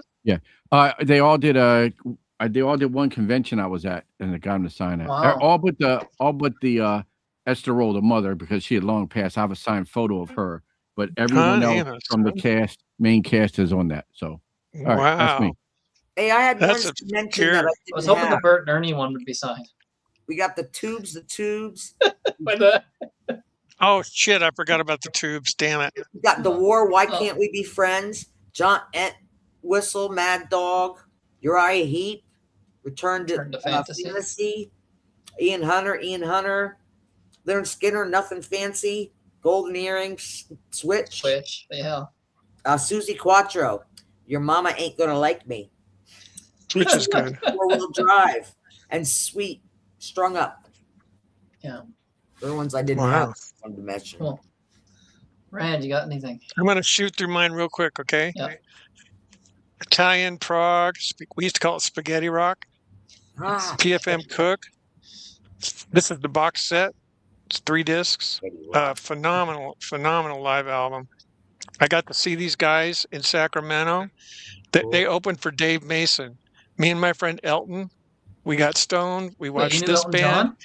Dave Mason, he thought that was funny too when he first introduced himself. But anyway, his last name was Ross. So we saw these guys, and then Dave Mason came out, and I said, I'm going to wait till All Along the Watchtower. Second song, All Along the Watchtower, we left. Oh my god. We had to walk out on Dave Mason. So boring after that crazy Italian prog. Really? He's not bad, but we just weren't in the mood for it. So that was a crazy opening. You wanted to hear Italian music. Never get an Italian prog band to open for a guy like Dave Mason. That's just too weird. Okay, second here, Todd Rundgren's Utopia, Another Live. I'm not doing that. This album is loaded with brand new songs. We didn't hear them before. The Seven Rays, The Wheel. There's so many good songs on there. I can answer that actually. What is the worst album from everyone on the panel for 75? Metal Machine Music. Done. Oh yeah, done. Agree. Yeah, Alex agrees. He just wanted to show it. He doesn't actually like it. Nope. This is Nectar Recycled. Look at that artwork. That's cool. Yeah. Is that unbelievable? So they give you this is Bellaphon, right, from Germany. Watch this. Why would they do that in black and white if they did this on the cover? I don't know. Stupid. Doesn't make sense. Okay, Renaissance, Scheherazade and Other Stories. Annie Haslam on vocals. This was my first Renaissance album. Phenomenal album. Can't talk about it much. Don't have the time. Hatfield in the North, the Rodders Club. This is what they call Canterbury. Great stuff. Here's a band from Holland called Finch. Glory of the Inner Force. No vocals on this. Completely prog album. Just amazing mellotron and guitar work. Oh, God. The guitar player's name is Jop Van Nimwegen. Fire Ballet from New Jersey. Night on Bald Mountain. Great album. Love this. I bought this knowing nothing about it back in 75, just from the cover. The cover. And then it was produced by Ian McDonald, who I think is from King Crimson on that. But anyways, this is the reissue. The CD took 35 years to get released. Wow. Something like that. Todd Rundgren, Initiation. Great album. Side 2, mind-blowing. A treatise on cosmic fire. 30 minutes of absolute insanity. Hawkwind, Warrior on the Edge of Time. One of my favorite albums. Great. This is the last one with Lemmy on bass. He would go on to do a band called Motorhead. Yes, he would. What can I say? Logan had it down. The Writ. Amazing. Amazing tune. The whole album is just incredible. Prog metal. I think it gets invented on that. This is, I already showed Steve Hackett. Sorry. The rest I've already shown. Those are my 10. Cool. All right, just real quick. She's not on the album, but I do have Esther Roll's autograph on a photo. So there it is. Cool. Yeah, so I have the whole cast. Cool. Do you even know what I'm talking about, Sid, with Good Times? You have no clue. No. Okay. I'm great show. I know. I watched it. Janet Jackson was one of the little actresses in that show. Yeah, she was the neighbor's daughter. Making her debut. She would pop in every now and again and make herself seen. It also appeared on Different Strokes. I think. Different Strokes. I don't know if I knew that or not. Yeah, no. Dane Upside 2. Plato. Cool. So yeah. Well, this was fun, guys. Yeah. It's fun. I got my 3 picks, right? Ace of Wands, On Reflection, and what was the other one I had in my top 3? I forgot. I've got it marked down. You're good. Dang it. Can't remember. All right. So yeah. Frank Zappa, Inca Roads. Yeah. Inca Roads, yes. Yeah. Thanks by the way, for watching. By the way, I forgot to mention this. That is the last Mothers of Invention album. It says Frank Zappa and the Mothers of Invention on that album. And after that, you never see that term again. Zappa. It's just Frank Zappa. Yep. Cool. Yeah. Thanks everybody for watching. And thanks for having me on. I enjoyed this. Tomorrow, Christina and Alex will be on here again tomorrow with Uncle Meat. Yeah. And who's the other contestant? I'm forgetting. Hoagie Carmichael. Who's the other guest? Oh my God! Oh, Brian, of course. He's the one that's winning the thing right now. Brian. Okay, so yeah, they'll be back here. They'll be on here tomorrow. We're doing our trivia. So yeah, thanks everybody for watching, and hope you enjoyed this. Want to post in the comment section what your top 3 are. But yeah, YouTube called. They said 3-hour limit. I know. Oh, anyways, yeah. Thanks everybody for watching, and we will see you again tomorrow. Bye, everybody. Had a good time.